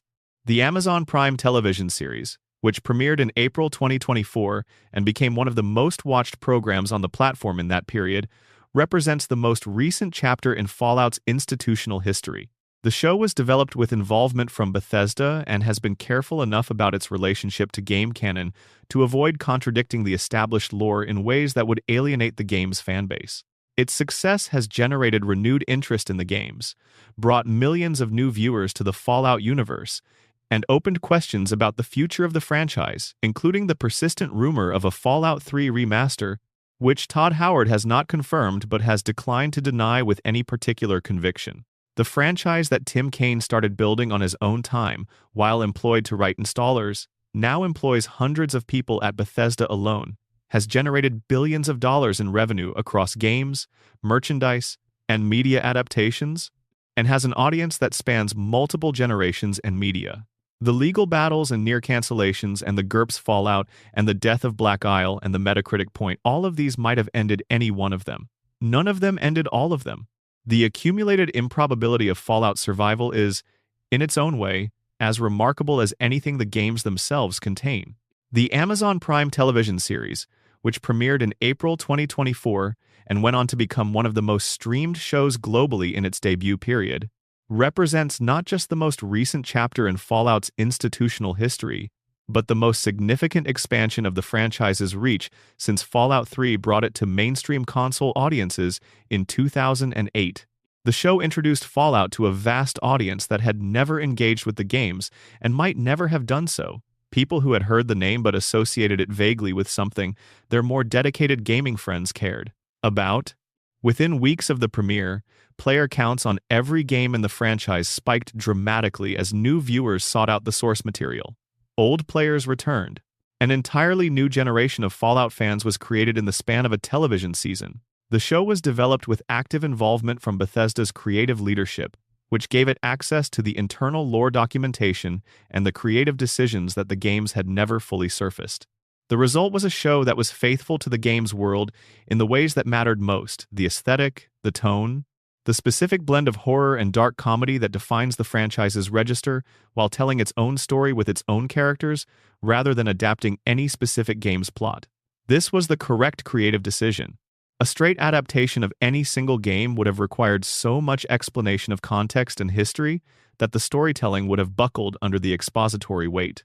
An original story set in the franchise's world could trust that the world itself would do enough work to establish what kind of place this is, without needing every detail explained. The casting of Walton Goggins as the Ghoul, a former actor named Cooper Howard who existed before the war and who has spent 2 centuries surviving in the wasteland, gave the show its emotional anchor in ways that probably weren't fully predictable from the character's initial description. Goggins brought to the role a quality of weathered competence and weary dark humor that sat precisely in the register the character required.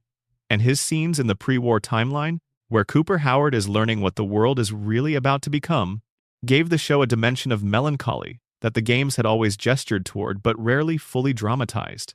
The revelation that his wife was among the people who helped engineer the Great War is the kind of revelation that retrospectively recontextualizes everything that came before it in the story, and Goggins played both sides of that context with consistency that suggested he understood the character completely before he played a single scene.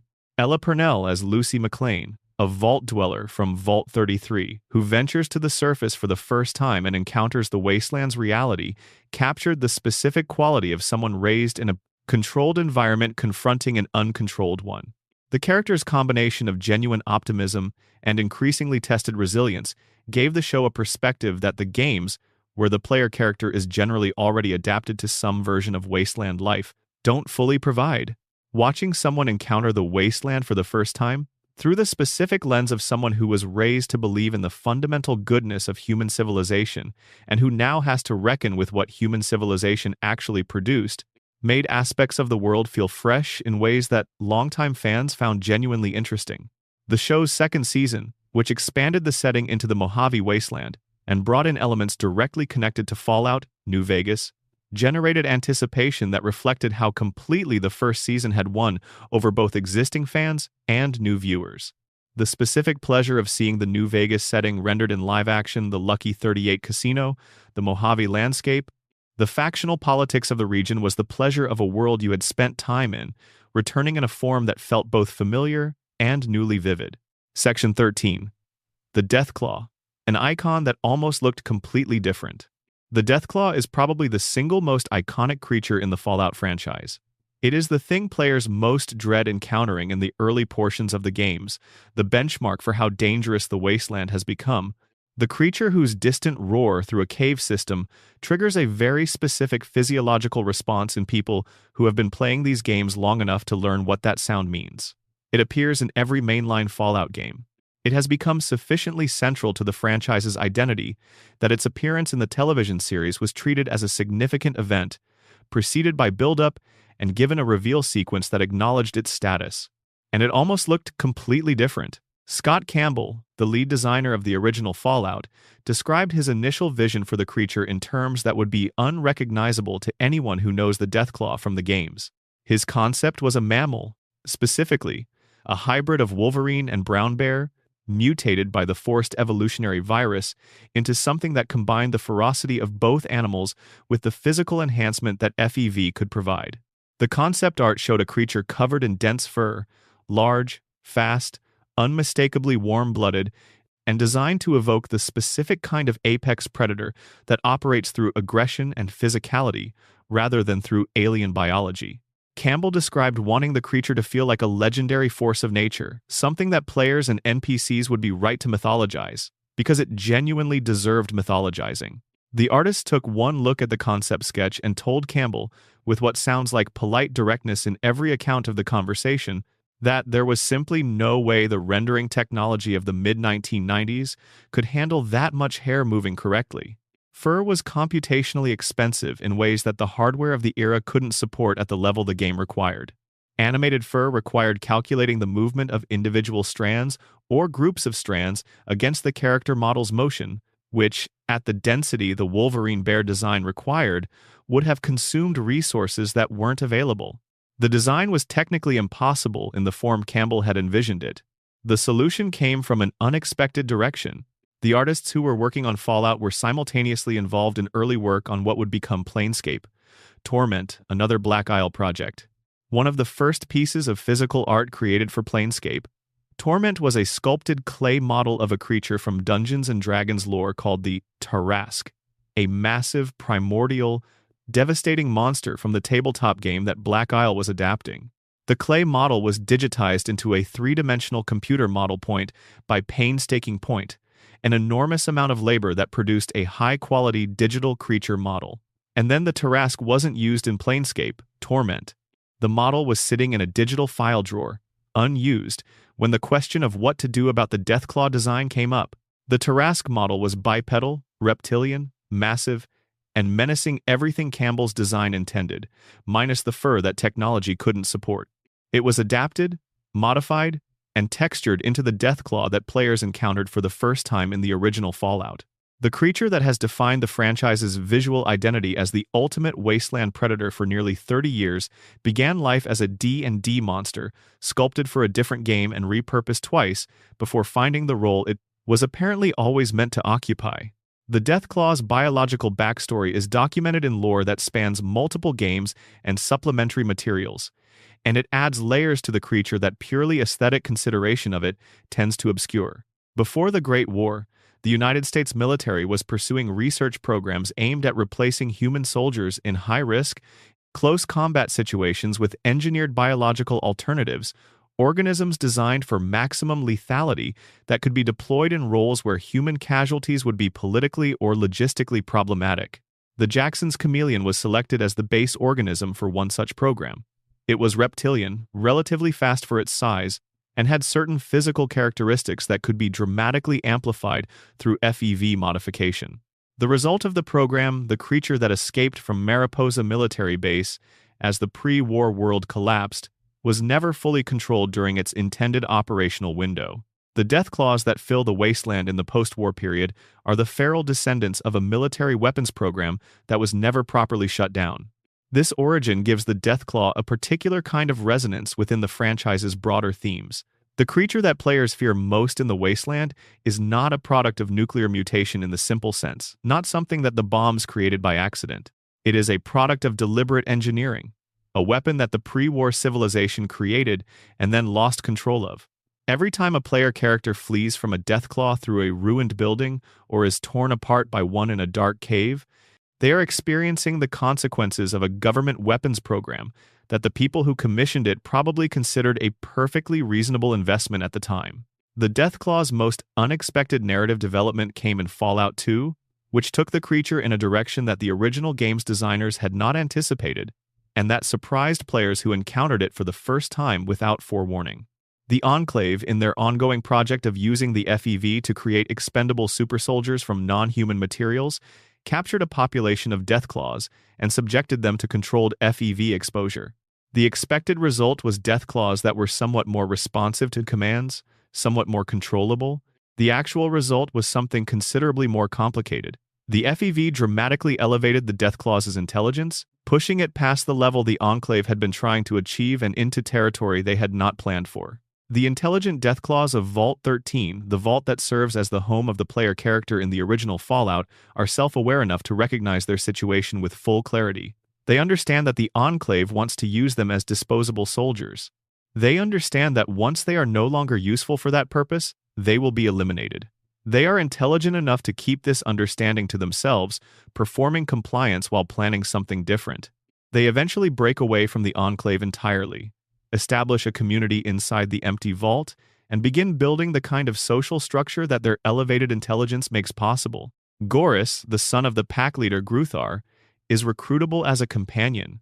He wears a robe specifically to conceal his identity when traveling through human settlements, a practical solution to the problem of being a talking Deathclaw, in a world where most humans will try to kill Deathclaws on sight.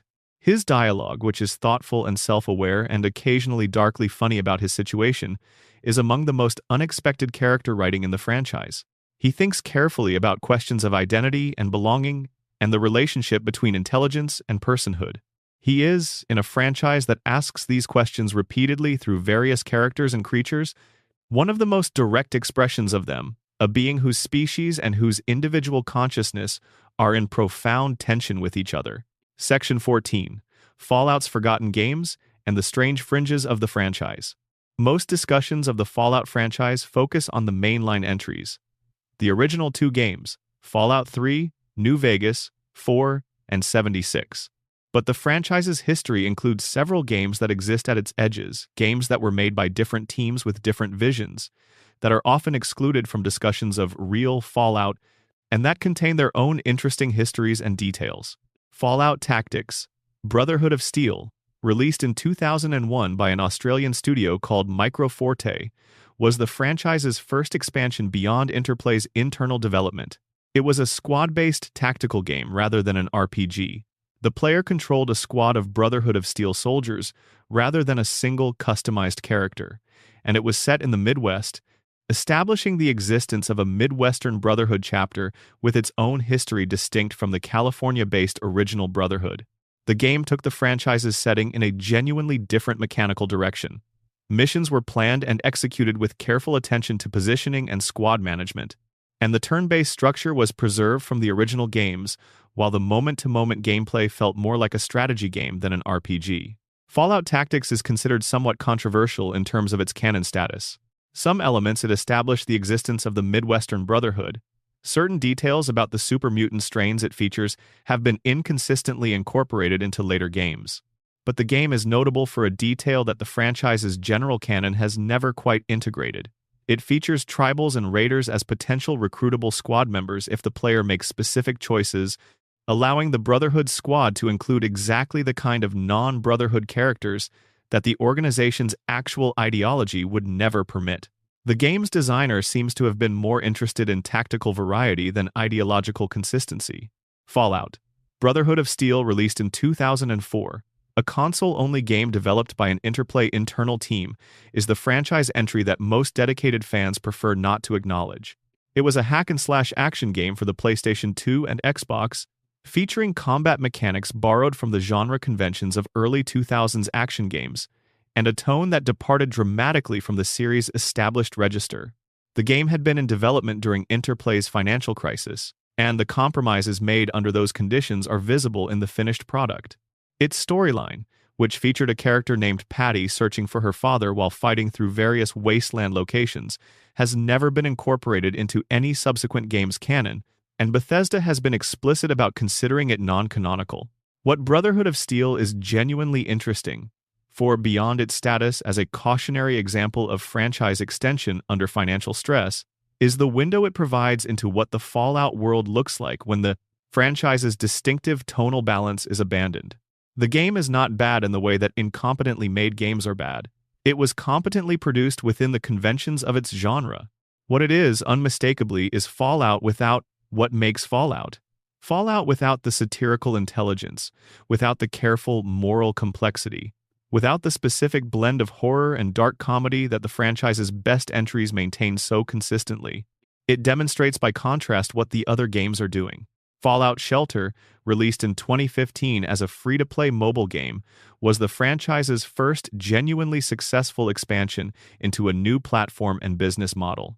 The game puts players in the role of overseer of their own vault, which is an interesting inversion, given that the games have always depicted the vault from the inside as an experiment in human misery. In Fallout Shelter, the player is the one running the experiment, managing populations of vault dwellers, making resource allocation decisions, and sending dwellers out into the wasteland to gather materials. The game's tone is considerably lighter than the mainline franchise, using the Vault Boy aesthetic and the franchise's visual language in a way that emphasizes the cheerful mid-century surface rather than the dark reality beneath it.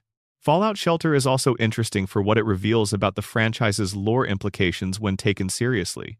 If you actually think about what it means to be the overseer making the decisions that Fallout Shelter requires you to make breeding programs, resource rationing, the deployment of individuals into dangerous situations without their full consent, the game starts to read differently.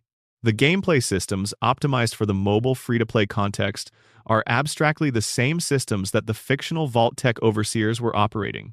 The player is, in miniature, running a social experiment. The cheerful presentation makes it easy not to notice this, which is probably deliberate.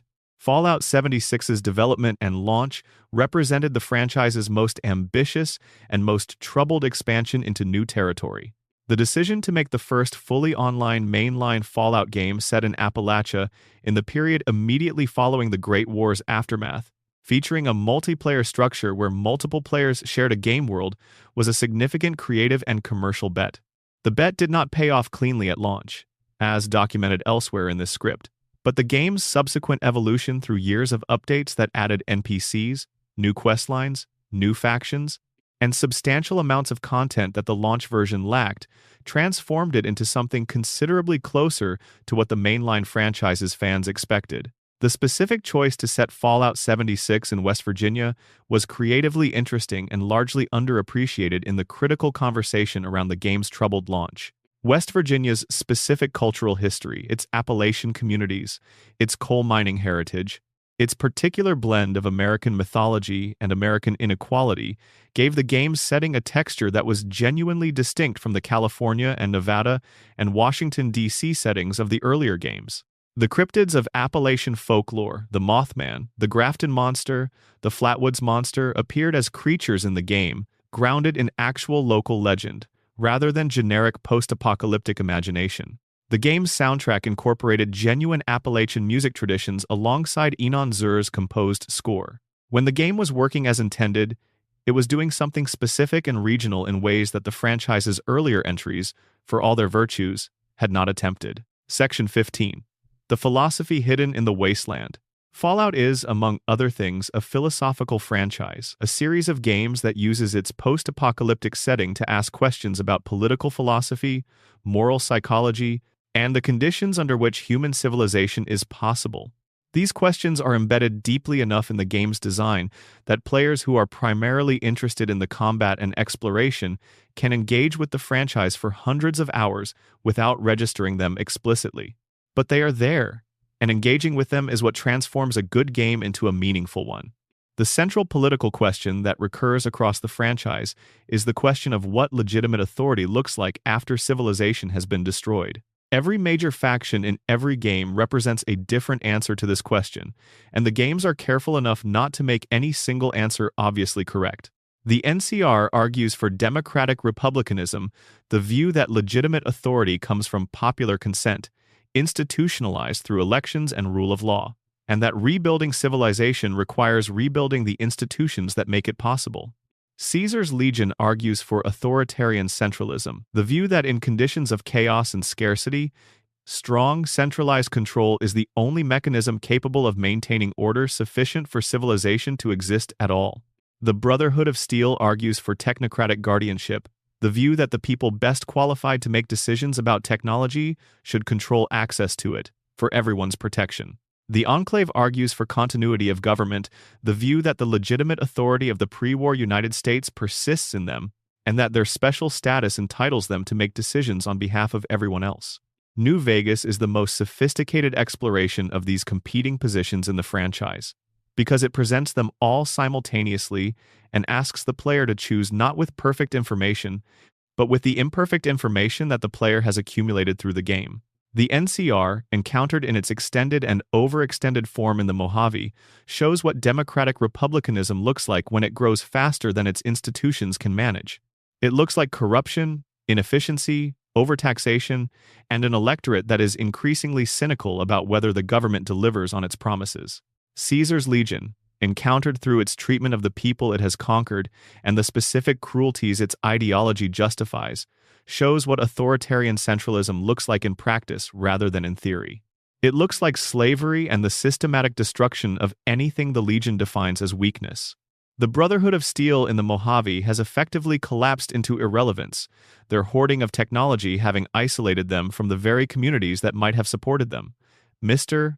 House, the independent option, argues for enlightened autocracy, a single, sufficiently intelligent individual, making decisions unilaterally, which carries its own set of obvious problems. The game does not tell the player which faction is correct. It provides the information needed to make a judgment and lets the judgment stand. This is the appropriate design choice for a franchise that is genuinely interested in these questions, rather than using them decoratively. The questions don't have easy answers. Presenting them as if they do would be dishonest. The karma system in the earlier games, a simplified moral accounting that tracked whether the player's actions were broadly good or evil, was controversial among players and critics who thought it reduced moral complexity to a simple binary. The later games moved away from this system in favor of reputation systems that tracked specific factions' responses to the player's actions without making universal moral pronouncements. This evolution reflects a genuine engagement with the problem of moral representation in games. The question of whether game systems can encode ethical complexity or whether they inevitably flatten it. The reputation system does not perfectly solve the problem, but it is closer to an honest representation of how morality actually works than a karma meter that tallies good and evil acts against each other.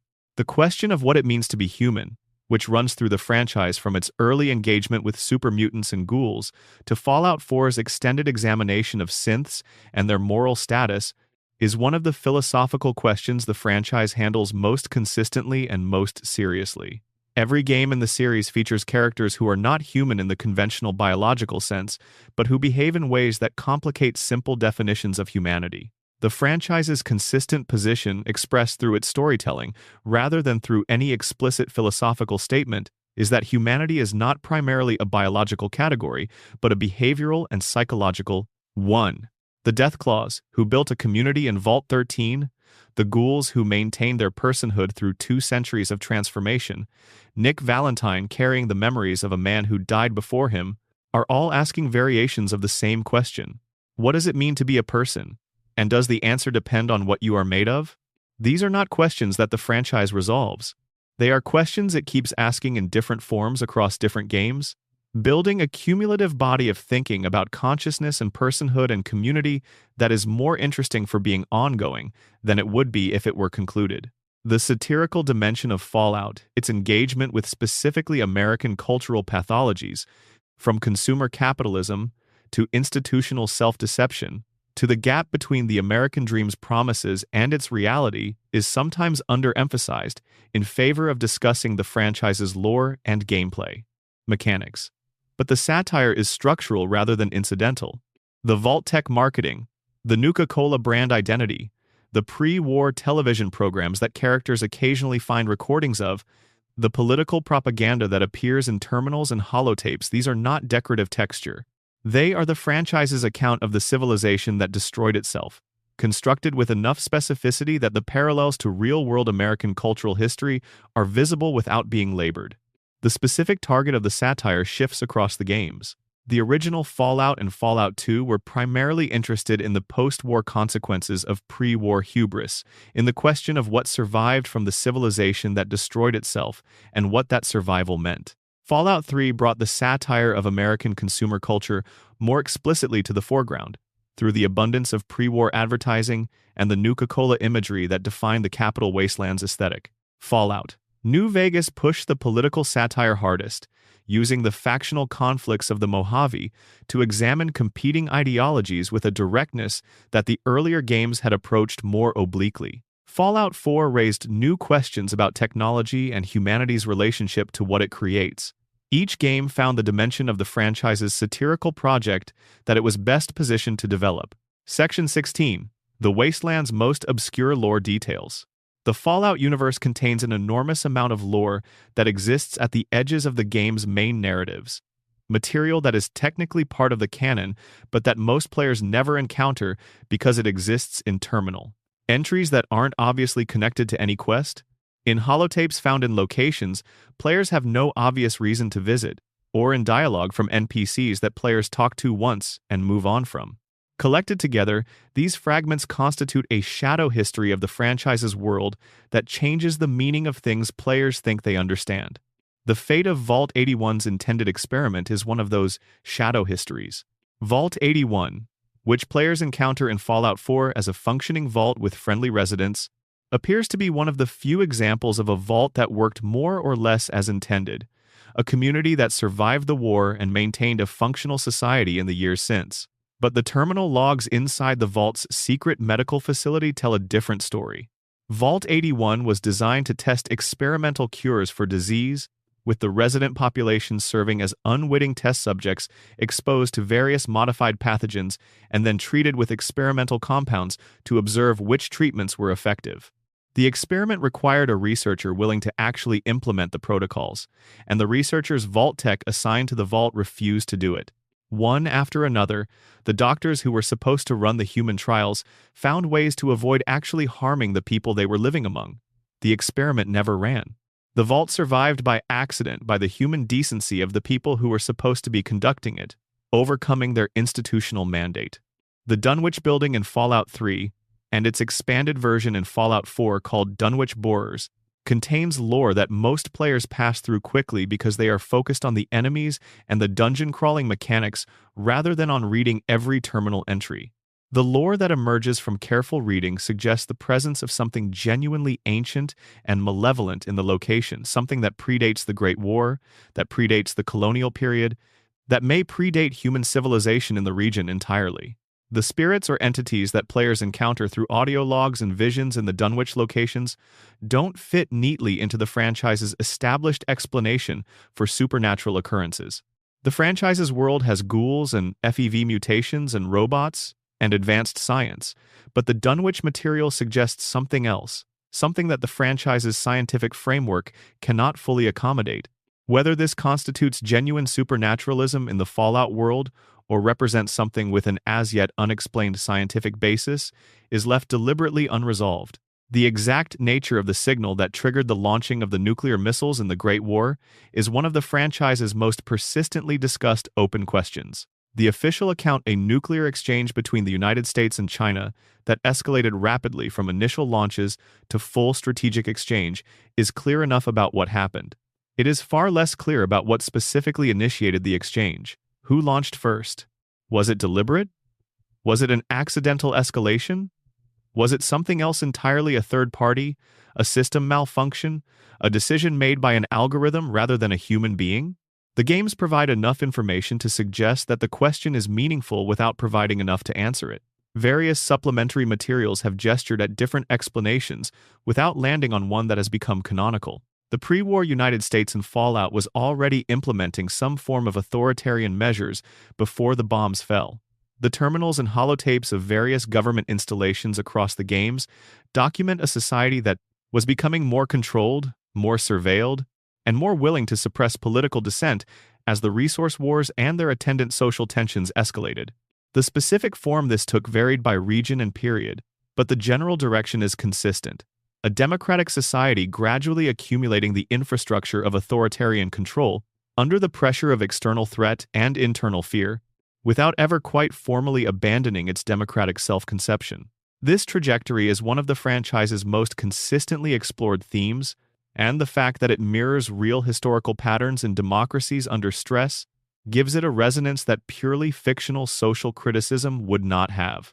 The Followers of the Apocalypse, a humanitarian organization dedicated to providing medical care and education to wasteland communities regardless of their political affiliation, appear across multiple games in the franchise as one of the few institutions committed to a genuinely disinterested version of human welfare. Their history is less fully documented than the histories of the major military and political factions, which is appropriate given their non-military character, but fragments assembled from various games suggest an organization that has maintained its founding ideals with remarkable consistency across the 2 centuries since the Great War. They are, in the franchise's political ecosystem, the alternative to both the authoritarian control of factions like the Legion and the technocratic hoarding of factions like the Brotherhood. The argument that civilization's recovery requires people willing to help without requiring anything in return. Whether the franchise endorses their position is left for players to determine, but it consistently portrays them with more affection than it extends to more powerful factions. The Great Khans, the Raider gang encountered in Fallout 2 and later in New Vegas, have a history that most players who encounter them as generic enemies never register. The Khans trace their origins to one of the first Raider groups encountered in the original Fallout. The gang's specific name and mythology have survived across 2 centuries and several catastrophic defeats and near extinctions, maintained by a community whose identity is built around its own survival narrative. In New Vegas, where they are encountered in their most developed form, the Great Khans are not simply a raider gang, but a people, a community with a culture, a history, a set of grievances against the NCR that are historically grounded, and a set of choices about their future that the player can influence. The quest that resolves their storyline in New Vegas is one of the game's most complete pieces of faction storytelling, asking genuinely difficult questions about the relationship between historical injustice and present-day choices. Section 17. Things that changed everything. Game updates, fan discoveries, and living history. The Fallout community's relationship to the franchise's games continues long after those games are released.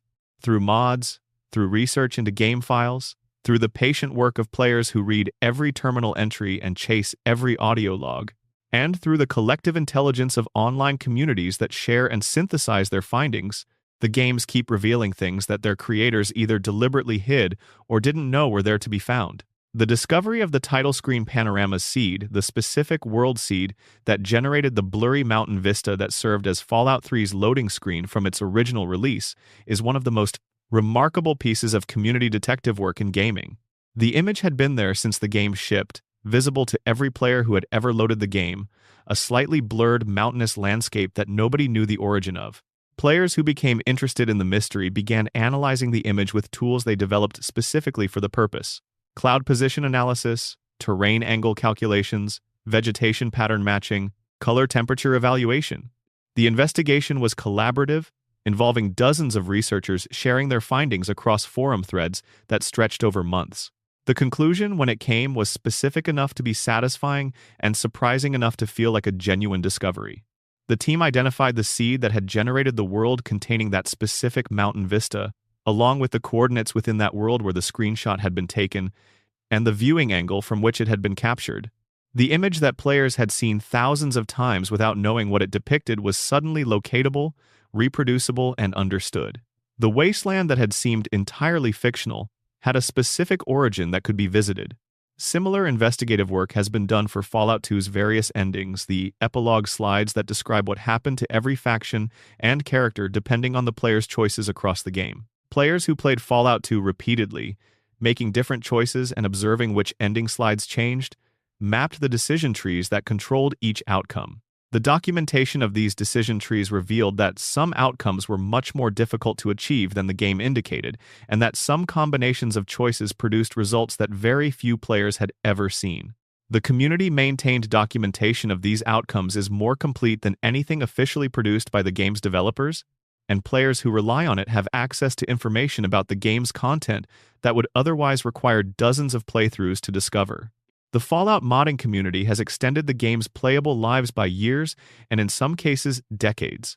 The New California mod for New Vegas, a complete overhaul that creates a new questline set in the New California Republic before the events of the main game, represents thousands of hours of creative work by a team of volunteer developers working with professional quality standards. The Fallout 4 mod Tale of Two Wastelands, which integrates Fallout 3 into Fallout 4's engine, effectively creates a combined game that allows players to experience both games' content within a single improved technical framework. These projects exist because the franchise's world is rich enough to support continued creative exploration by people who love it. The preservation efforts that have kept the earliest Fallout games accessible are worth acknowledging as a form of community contribution to the franchise's history. The original Fallout and Fallout 2 were made for a technological environment that no longer exists: operating systems, hardware configurations, and display standards that contemporary machines don't natively support. The modding community has maintained compatibility patches, updated installers, and technical solutions that allow these games to run on current hardware in forms that preserve their original experience. Without this work, the franchise's history would effectively begin with Fallout 3 for most contemporary players. The ongoing community research into unreleased Fallout content, the Van Buren design documents, the New Vegas pre-release build, the various pieces of cut content scattered across the game's files constitutes a form of historical scholarship about the franchise's creative process. The people doing this research are reconstructing the decision-making that shaped the games that exist from the evidence of games that were planned but not completed. This kind of investigation requires the same skills as historical documentary research: the ability to work with fragmentary evidence, to resist the temptation to fill gaps with speculation, and to present findings in a form that distinguishes between what is known and what is inferred. The franchise's living quality, its ongoing development across games and now a television series, its active community, its continuous generation of new lore and new discussions about existing lore, means that being a Fallout fan is not a static relationship with a finished artifact, but an ongoing engagement with a world that keeps developing. New things become canon. Old things get recontextualized. Questions that seemed settled get complicated. The wasteland as a fictional construct keeps growing. The history and lore and secrets of this franchise run deeper than any single video can fully contain. The developers who built these games put more thought, more genuine care, and more of themselves into the work than the institutions they worked within sometimes deserved or recognized. The players who have spent decades exploring the wasteland, finding the hidden terminal entries at the back of buildings they had no quest reason to enter, piecing together the vault histories from fragments scattered across 20-hour playthroughs, arguing about which faction actually deserves to win the second Battle of Hoover Dam, have built something around this material that reflects what it genuinely offers. Fallout is, at its best, a franchise that takes you seriously. It asks difficult questions about power and survival and human nature, and it asks them through the specific lens of post-apocalyptic satire that keeps the questions from becoming didactic. It is funny and dark and occasionally beautiful and frequently horrifying, and it has maintained that particular combination consistently enough across nearly 30 years that the people who love it have a deep investment not just in the games themselves, but in what the games mean.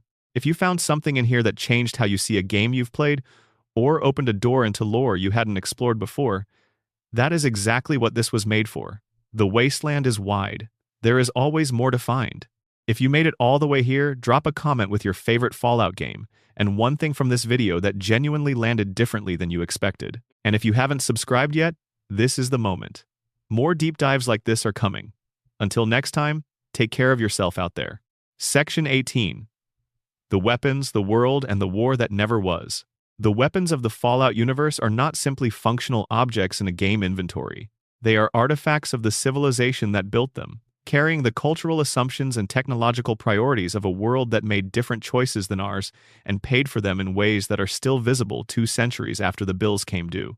The iconic energy weapons, plasma rifles, laser pistols, the various fusion-powered armaments that the Brotherhood of Steel and the Enclave and other high-tech factions deploy represent the apex of the nuclear-powered technological trajectory that Fallout's alternate history chose. These are weapons that require miniaturized fusion cores or plasma cells to operate, that function on the same principles as the power reactors in cars and buildings, that are the logical culmination of the same technological investment that built the vaults and the robots and the Mr. Handys that float cheerfully through ruined suburban kitchens. The energy weapon is not just a more powerful gun in Fallout's taxonomy. It is a different category of object, the product of a civilization that bet on nuclear energy as the solution to every problem and developed every technology in that direction.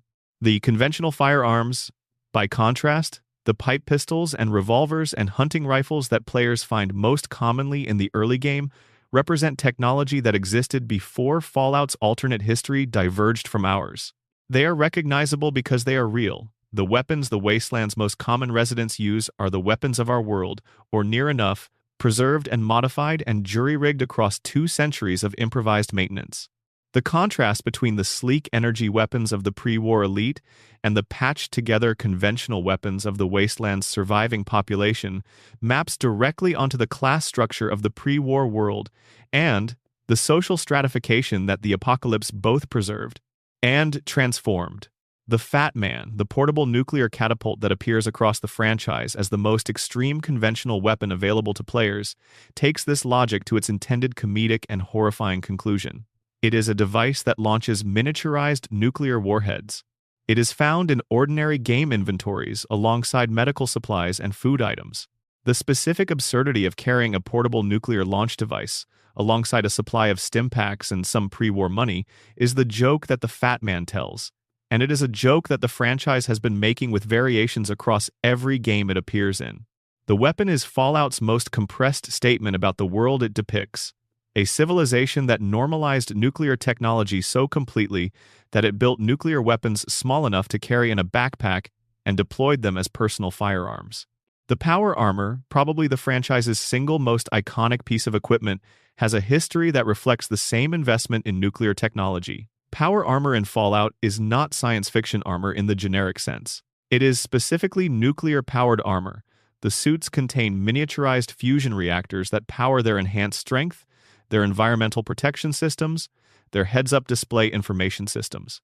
Walking in power armor in the later games requires fusion cores, the same power source that runs the robots and the generators, and the armor's weight and bulk without the power source make it essentially unwearable.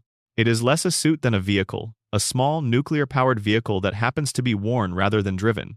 The Brotherhood of Steel's relationship to power armor is not simply possessive, it is ideological.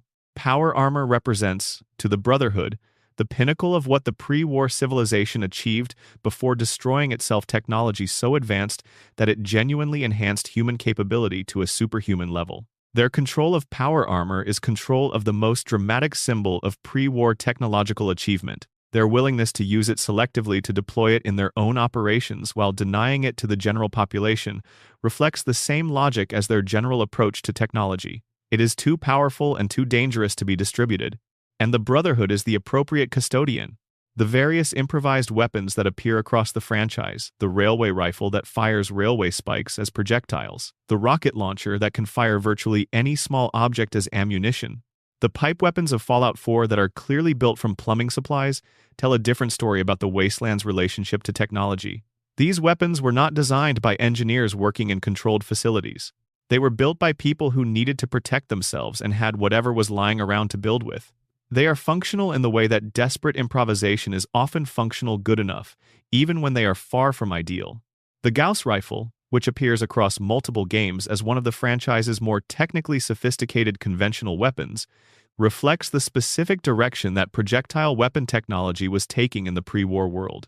Gauss weapons use electromagnetic acceleration to propel their projectiles at speeds significantly higher than conventional powder-based firearms can achieve. The technology is real coil guns, and railguns are genuine research directions in our world's military technology, and its appearance in Fallout represents the franchise's occasional habit of taking actual military research and extrapolating it through the specific lens of its 1950s-styled futurism. The junk jet, one of Fallout 4's most characteristically quirky weapons, allows the player to fire literally any small object as a projectile. Typewriters, alarm clocks, coffee mugs, teddy bears. The weapon is built from an industrial vacuum system and repurposed for personal defense.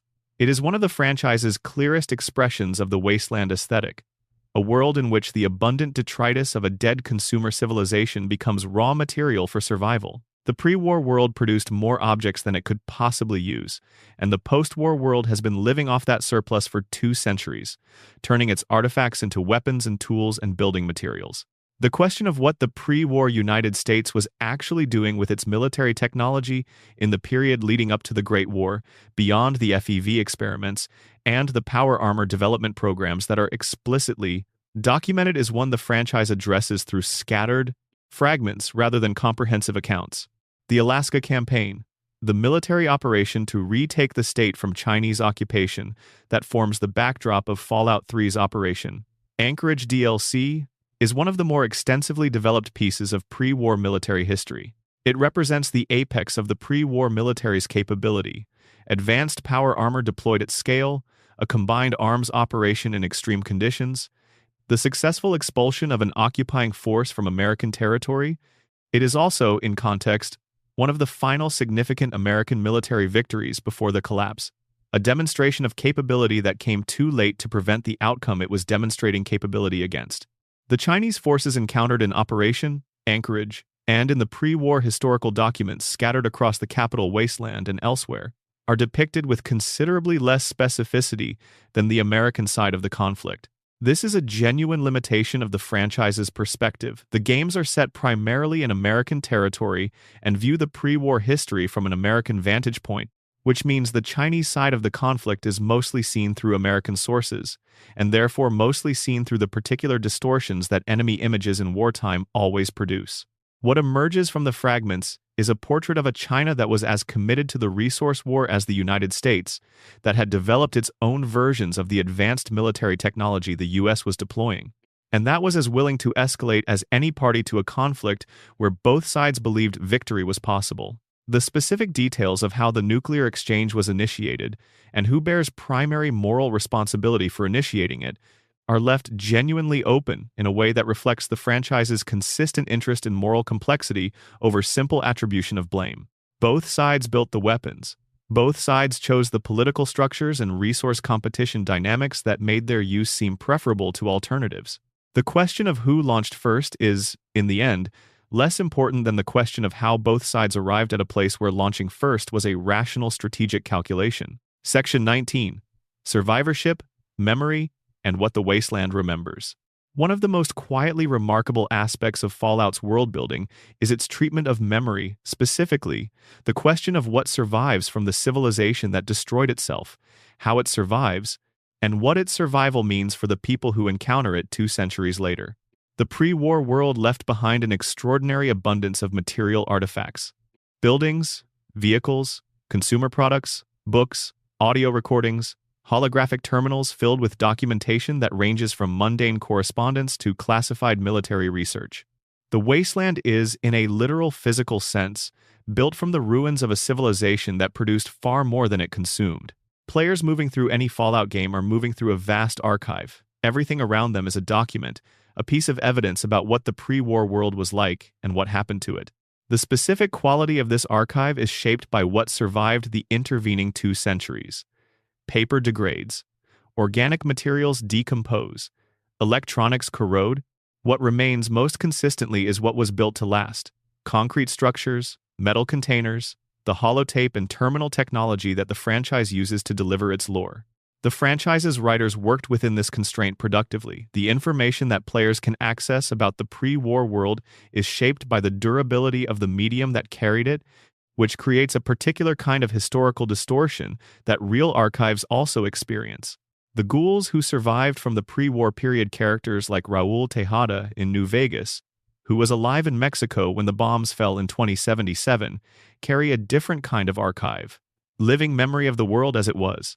Conversations with long-lived ghouls about the pre-war period have a texture that conversations with non-ghoul characters about history don't share.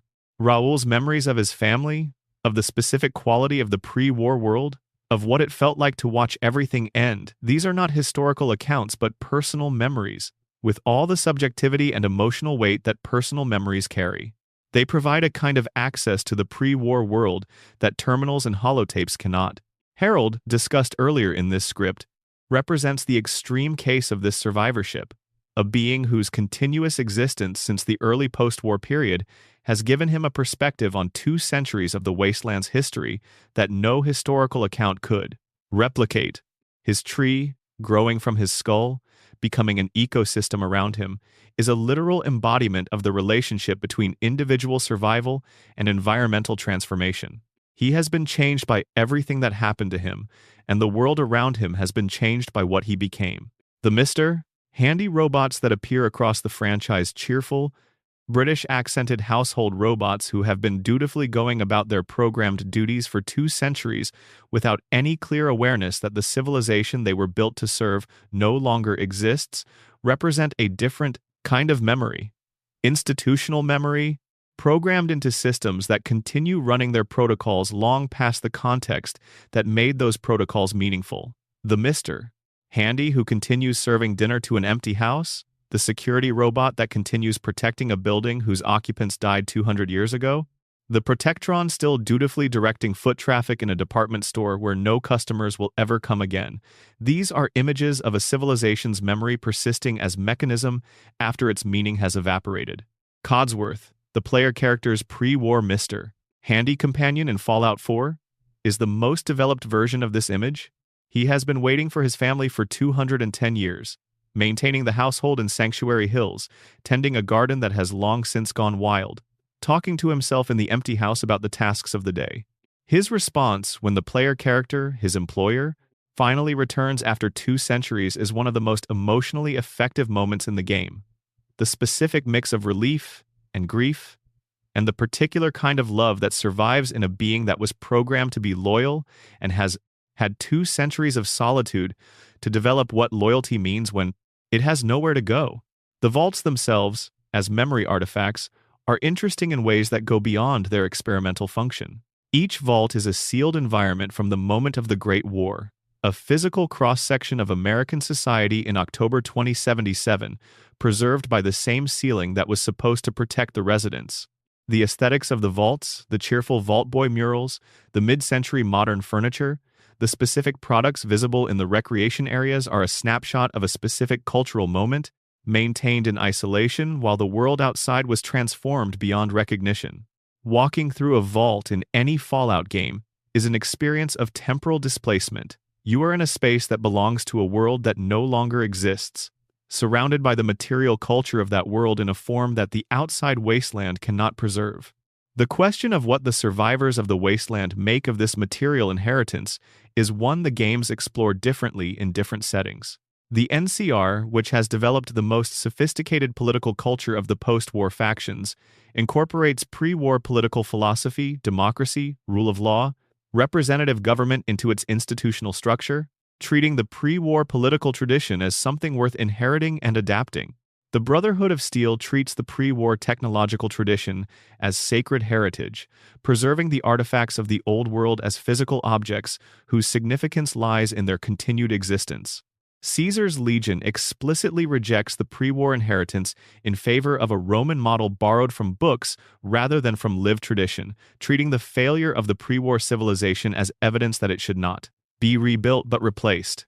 The followers of the apocalypse treat the pre-war knowledge tradition, the books and academic records, and medical and scientific documentation that survived as the most valuable inheritance, prioritizing its preservation and transmission over any political or institutional legacy. Their libraries and medical facilities represent the argument that civilization's most essential inheritance is its accumulated knowledge, and that recovering from catastrophe requires first recovering access to what was known before it. Each of these relationships to the pre-war inheritance reflects a different theory of what went wrong and what the appropriate response is. The franchise never declares one of them definitively correct, but by showing all of them functioning simultaneously in a shared world, it creates the conditions for players to evaluate them, to watch what each approach produces in practice, and form their own conclusions about which inheritance is worth having. Section 20. One last look at the wasteland. Fallout is a franchise built around the idea that the world is stranger, darker, and more complicated than it appears, that the surface of things conceals depths that reward examination. This is true of its world, which presents a recognizable American landscape and then reveals, through patient exploration, the specific kinds of horror and wonder that the landscape contains. It is true of its factions, which present ideological positions with enough internal coherence that they resist simple judgment. It is true of its characters, who carry histories that their initial presentations don't suggest. And it is true of its creative history, which begins in stolen time and borrowed ideas and near cancellation, and escalates through legal battles and missed bonuses and 18-month development cycles and 1-point review score shortfalls into one of the most beloved and commercially successful franchises in gaming. The facts collected across this video represent a fraction of what the franchise contains. A selection from an archive that has been growing for nearly 30 years and that continues to grow. Every new game adds to the lore. Every new season of the television series raises new questions and answers old ones. Every new player who comes to the franchise discovers something that the players before them had found and something that nobody had found before. The community that has built up around this material is one of the most thorough and most generous archival communities in gaming. People who document what they find, who share their discoveries, who argue about the implications, who preserve the knowledge that allows new members to access the depth that earlier players accumulated. The Wasteland rewards patience. It rewards the willingness to read the terminal entry in the room that isn't on the way to anywhere, to listen to the holotape in the locker that doesn't contain any gear, to talk to the NPC who doesn't have a quest marker above their head. The best things in these games are not always the things the games point toward. Sometimes they are the things the games contain without advertising, waiting for the player who takes the time to look. War never changes, the franchise reminds us in every opening. But the people who survive it, and the people who study what it left behind, keep finding new things in the rubble. If you stayed for the whole thing, thank you, genuinely. Drop a comment with the section that surprised you most, your favorite Fallout game, or just where in the world you're watching from. I read all of them. If you haven't subscribed yet, it costs nothing, and it makes a real difference. More deep dives are coming. Take care of yourself out there. Bonus section. The Pip-Boy, the special system, and the little details that define a franchise. Some of the most interesting facts about Fallout live not in its grand narrative structures or its philosophical ambitions, but in the small, specific details that accumulate across the games into something that feels, over time, like a genuinely inhabited world. These are the things that dedicated players notice, and that new players gradually discover the consistent logic of small decisions that reveals how carefully the franchise's creators thought about the world they were building. The Pip-Boy, the wrist-mounted computer that serves as the player's interface for managing inventory, maps, and game statistics across every mainline Fallout game, is one of the franchise's most recognizable pieces of design, and its design philosophy is worth understanding. The device is bulky, heavy, obviously mechanical, and lit with a monochrome green screen that belongs to computing technology from decades before the Great War. It is not sleek.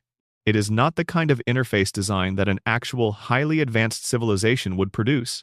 It is the interface design of a civilization that committed to one technological aesthetic and never departed from it, the same civilization that built nuclear-powered cars and Googie-style architecture and the vaults. The Pip-Boy is the most personal and constant example of the franchise's alternate history aesthetic, a piece of technology that is extraordinarily capable by its world standards and that looks completely alien by ours. The device's name carries its own flavor of period-specific cultural texture.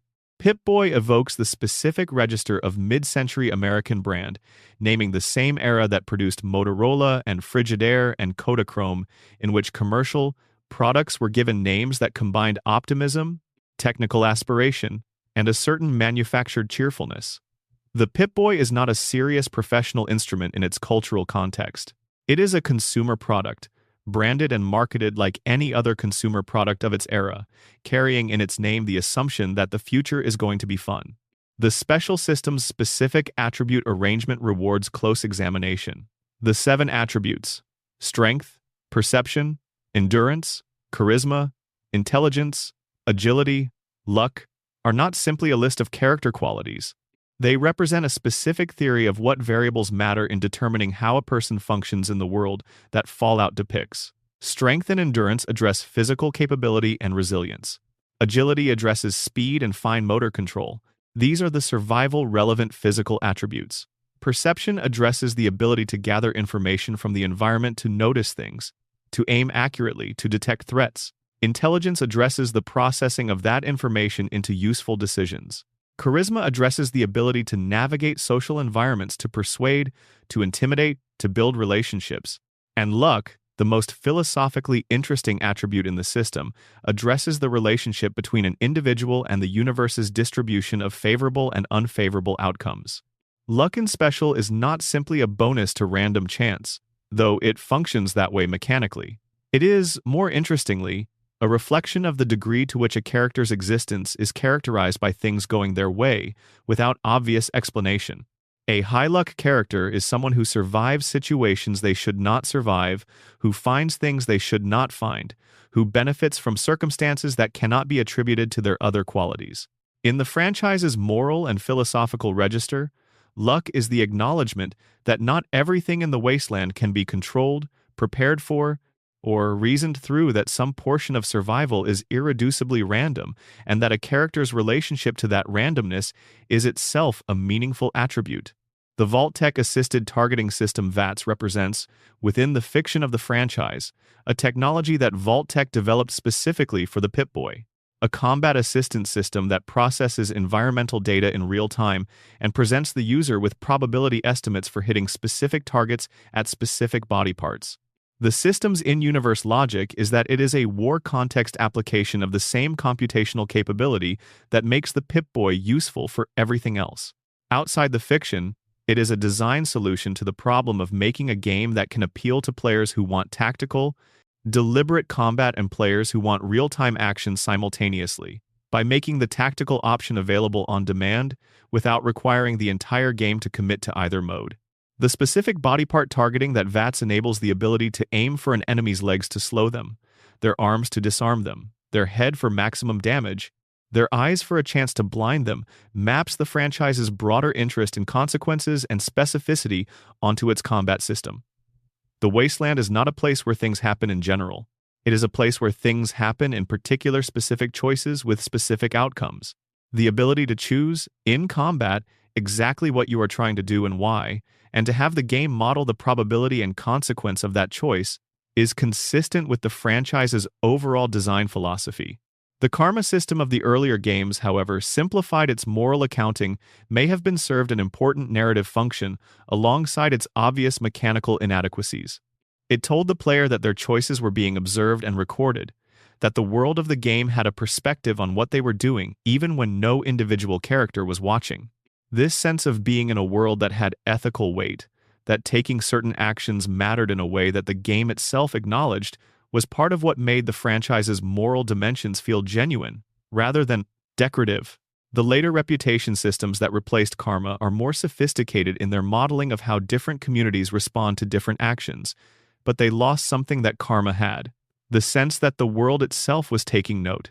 The companion approval systems in New Vegas and 4, where companions tracked the player's choices and had reactions to them that could strengthen or weaken the relationship, took the franchise's interest in the ethical weight of choices and embedded it specifically in the relationships that players formed. When Boone approved of the player killing Legion soldiers, the approval was not an abstract ethical endorsement, but a specific expression of a specific character's values and history. When Arcade Gannon disapproved of choices that aligned with the Enclave's approach to wasteland management, the disapproval was the expression of a man whose personal history gave him specific reasons to feel strongly about those choices. The approval system, at its best, turned the game's companions into ethical interlocutors, people whose responses to the player's choices illuminated those choices through the lens of specific human experience. The franchise's treatment of addiction deserves attention as a design choice that has no exact equivalent in other major game franchises. In every Fallout game, the drugs that give temporary stat boosts carry a risk of addiction. Repeated use leads to dependency, and dependency imposes penalties that the player must either manage through continued use, treat with in-world medical options, or suffer through as a form of withdrawal. The mechanic is not simply punitive. It is a model of the relationship between short-term benefit and long-term consequence that runs through the franchise's entire design philosophy.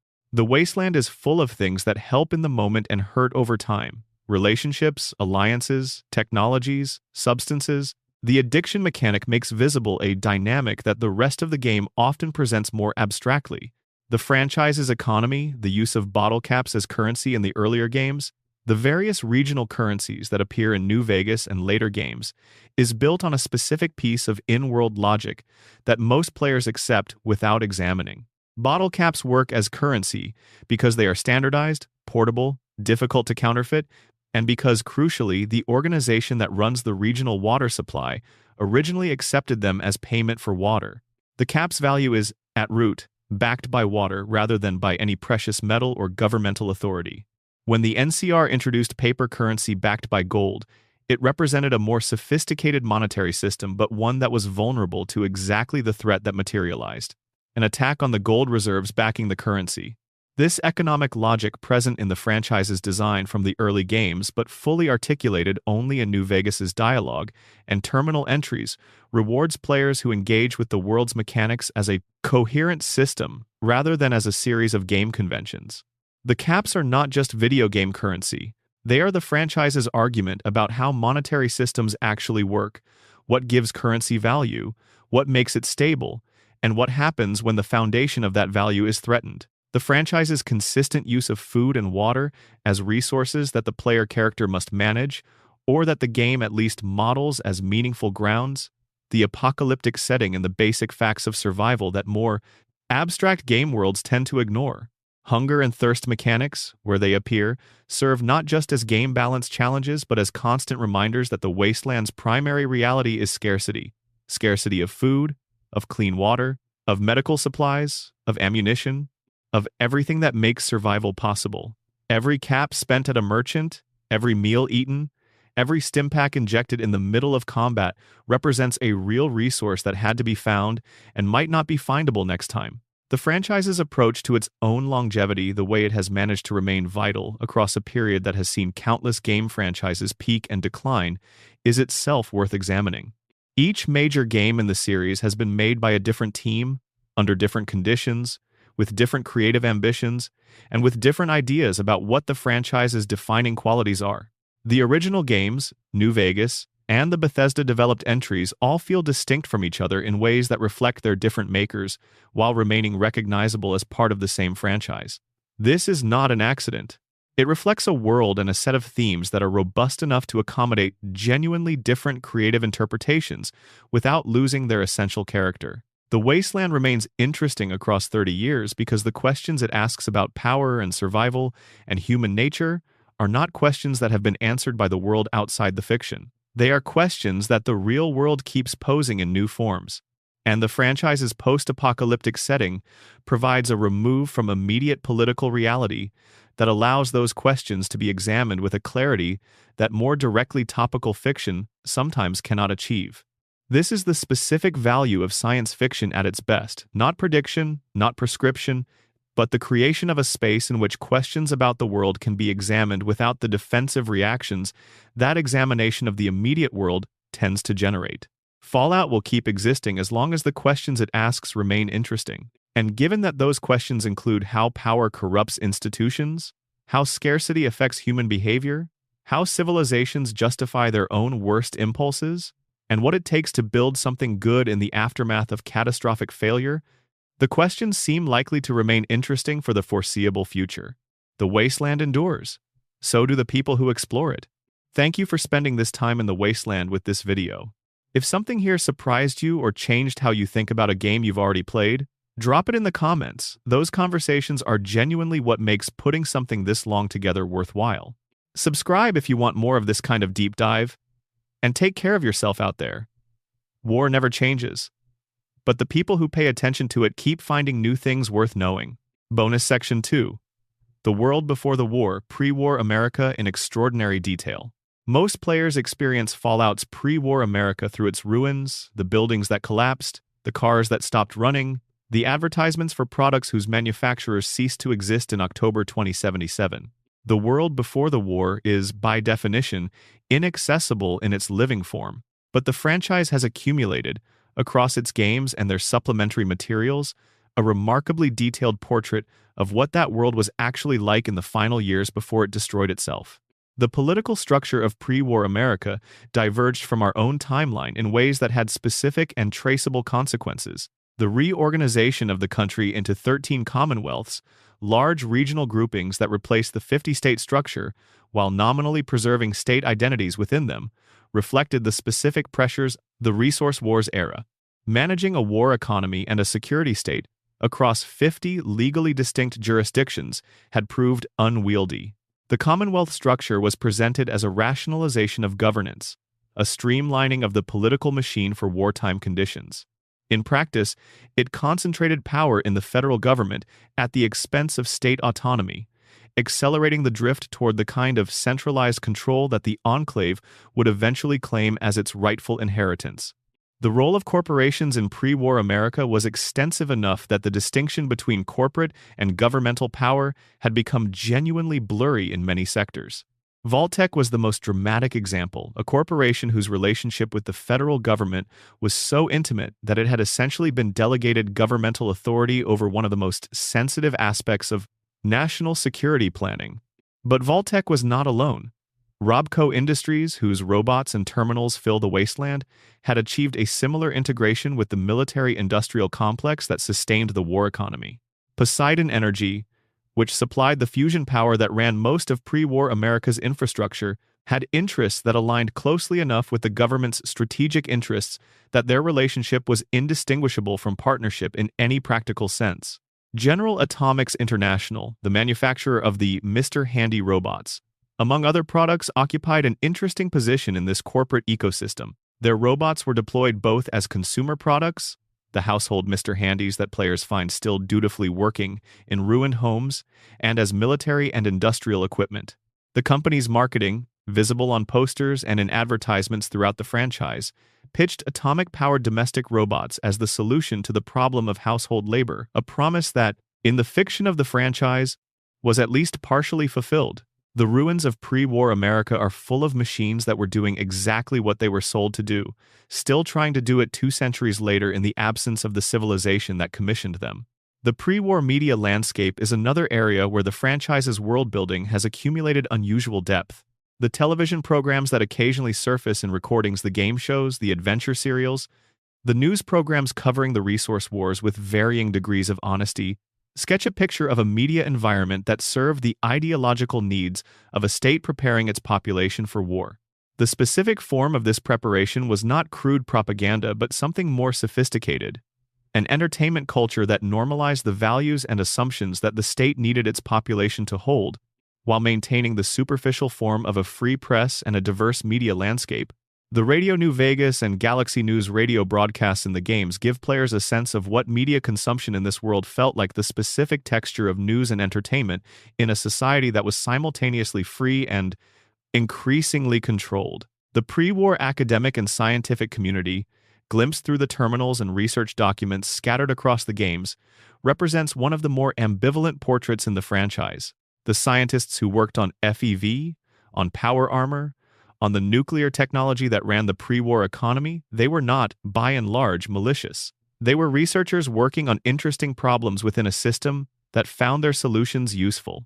The moral distancing mechanism that allowed a chemist working on a biological weapon to continue working on it, the separation between the technical work and its eventual application, the faith that someone else would make the ethical decisions is familiar enough in real-world scientific history to land with recognition when it appears in Fallout's fiction. The pre-war school system, glimpsed through the educational materials stored in various terminals and through the experiences of characters who grew up before the war, reflects the same values that the advertising and media reflected.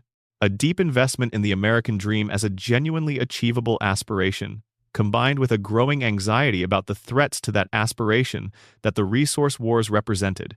The specific form of the educational mythology being maintained in the franchise's final pre-war years, the combination of genuine optimism about individual potential and carefully managed ignorance about systemic realities, mirrors the same combination that the Vault's promotional materials presented to potential residents.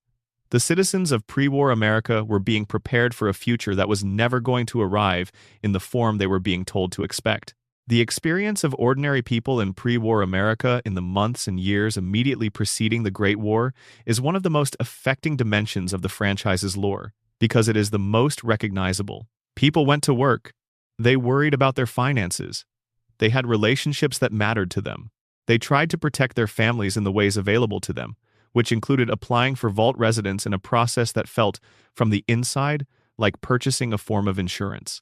They watched the news with the specific combination of anxiety and compartmentalization that people watching alarming news have always used to continue functioning.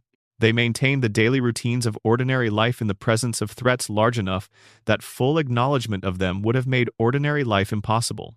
The holotapes and terminal entries that players find in the franchise, the personal communications, the private diaries, the business correspondence are almost always about ordinary things. People complaining about their neighbors. People making plans for the future that the future they expected would have accommodated. People expressing love and frustration and loneliness in the specific language of mid-century American life. The gap between these ordinary human moments and the catastrophe that ended them is what makes the franchise's pre-war material genuinely affecting rather than merely informative. It is possible to spend a great deal of time in the Fallout games without engaging with this dimension at all, pursuing quests, managing inventory, building settlements, fighting enemies. The franchise accommodates all of these modes of engagement. But the players who spend time with the ordinary human material, who read the letters and listen to the recordings, and piece together the lives of the people who left these traces, encounter a version of the franchise that is considerably more emotionally complex than its surface presentation of post-apocalyptic adventure suggests. The wasteland is populated by the consequences of human lives that ended in a specific moment, and those lives, glimpsed in fragments across the ruins, are the thing that makes the wasteland worth exploring. War never changes. But the people it happened to were, before it happened to them, just people. Thank you for reading this far. There is genuinely nothing more satisfying than knowing someone spent this much time with something that took this long to put together. If you found your way to the end, leave a comment your favorite Fallout game, the fact that hit hardest, where you're watching from, anything at all. Subscribe if you want more of this, and take care of yourself out there. The wasteland will still be there when you get back. Bonus Section 3. The people who made the wasteland developer stories worth telling. Behind every piece of Fallout's world is a person who made a specific decision about how that world should work. Some of those decisions are documented, many are not. But enough has been shared in interviews, in developer commentaries, in the oral history documents that journalists have assembled over the years to sketch portraits of the people whose creative choices accumulated into one of gaming's most enduring franchises. Tim Kane's departure from Interplay after Fallout shipped is a story that doesn't get told as often as the story of Fallout's creation. Kane had spent years of his life building the game that would define his career. When it was finished and successful, the relationship between the people who made it and the company that published it was not a simple celebration. Kane, along with Leonard Boyarsky and Jason Anderson, left Interplay to found Troika Games in 1998. Troika made Arcanum, of Steamworks and Magic Obscura, The Temple of Elemental Evil, and Vampire, The Masquerade Bloodlines before closing in 2005. Their games were, consistently, ambitious projects that pushed against the limits of their budgets and schedules, recognizable creative descendants of the spirit that had built Fallout. Boyarsky eventually joined Blizzard Entertainment, where he led the art direction of Diablo 3 and worked on subsequent Blizzard projects. His ability to build worlds that feel inhabited and specific, to give visual identity to fictional places in ways that feel consistent with their internal logic, was evident in everything he worked on after Fallout, and his contributions to Diablo 3's visual language carry the same quality of considered decision-making that characterized his work on The Wasteland. Chris Avalone's career after Fallout 2 and Black Isle Studios represents one of the more productive, ongoing creative engagements with the franchise's world and themes. His work on Fallout, New Vegas, specifically the design of the DLC expansions, and particularly the writing of Dead Money and Old World Blues and Lonesome Road, is widely considered the high point of the franchise's storytelling. Dead Money, in which the player is trapped in a casino that is trying to kill them and must confront questions about obsession, loss, and the specific corruption of wanting what you cannot have, is the DLC that most consistently appears on lists of the best narrative content in the franchise. Lonesome Road, as discussed, represents the completion of a character arc that began when Ulysses was cut from the main game, a piece of storytelling that is more affecting for knowing its production history. Avalone has spoken about his approach to Fallout's world in terms that illuminate why the franchise's best moments work as well as they do. He is interested in the gap between what institutions claim to be and what they actually are, in the specific way that ideological frameworks justify actions that would be unjustifiable if stated plainly. This interest is visible across everything he wrote for the franchise. The Legion's self-conception as a superior civilization while practicing systematic brutality, the NCR's self-conception as a democracy while practicing colonial expansion, the Brotherhood's self-conception as preservers of human knowledge while practicing the hoarding of human potential. The franchise's moral complexity in its best moments is Avalone's moral complexity, the specific refusal to let any institution fully escape examination. Josh Sawyer, who served as project director on Fallout New Vegas, has been unusually forthcoming in the years since the game's release about the decisions that went into it and the compromises that the 18-month development schedule required. His documentation of the game's design, shared through blog posts, interviews, and commentary tracks, constitutes one of the most complete accounts of how a major RPG is actually made that exists in the public record. His specific candor about what the game would have been with more time and what it became under the constraints it actually faced is valuable not just as Fallout history, but as documentation of game development processes that are usually kept internal.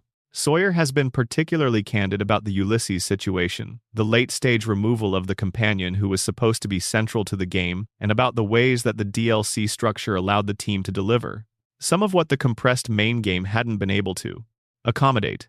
His account of working on New Vegas combines professional pride in what the team achieved with clear-eyed acknowledgement of what they didn't achieve, which is the kind of honest professional reflection that the games industry doesn't always make easy. The voice actors who have defined specific Fallout characters deserve mention as creative contributors whose work shapes the franchise's identity in ways that purely textual discussion of lore and mechanics doesn't capture.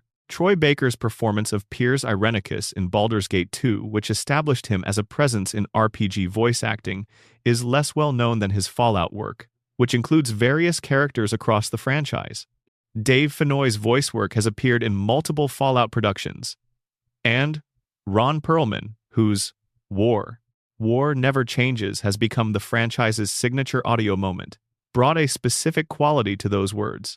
The combination of weariness and dark humor and genuine gravity that makes them land differently than they would in any other voice. The words are not remarkable on their own. The delivery is what makes them unforgettable, and Perlman's decades of experience playing characters who exist at the edges of the human in films, in animation, in other game roles gave him exactly the register that the franchise needed for its most important recurring statement. The community of modders, lore researchers, fan theorists, and dedicated players who have extended the franchise's life and deepened its documentation are a creative community in their own right. people who have contributed to the franchise's total body of work without being part of its commercial production. The mod teams who recreated Van Buren, who built Tale of Two Wastelands, who wrote and recorded and scripted new quest lines for games that shipped in the 2000s and 2010s, were doing creative work of genuine quality in a framework provided by the original games. The lore researchers who documented the Vault experiments and the faction histories and the pre-war world in comprehensive wikis and fan sites made that information accessible in forms that the games themselves, spread across multiple titles and multiple generations of hardware, could not easily provide. The community built around this franchise is, in aggregate, a major part of its story. Fallout is not, finally, simply the games and the show and the merchandise and the legal history. It is the accumulated creative conversation between the people who made it and the people who encountered it, carried on across nearly 30 years and still continuing. The franchise's best moments happened because talented people were given enough creative freedom to make something that reflected their genuine concerns and interests. Its worst moments happened because institutional pressures overrode those concerns and interests in favor of short-term commercial calculations. The story of which moments were which, and why, is a story about how creative work survives in commercial contexts, which is a story worth knowing regardless of whether Fallout is the specific franchise you love. If you are still here, you are exactly the kind of viewer this was made for. Drop a comment, share it with someone who would find it interesting, subscribe if you haven't already. More of this is coming. The wasteland keeps giving. War never changes, but the stories in it are always new.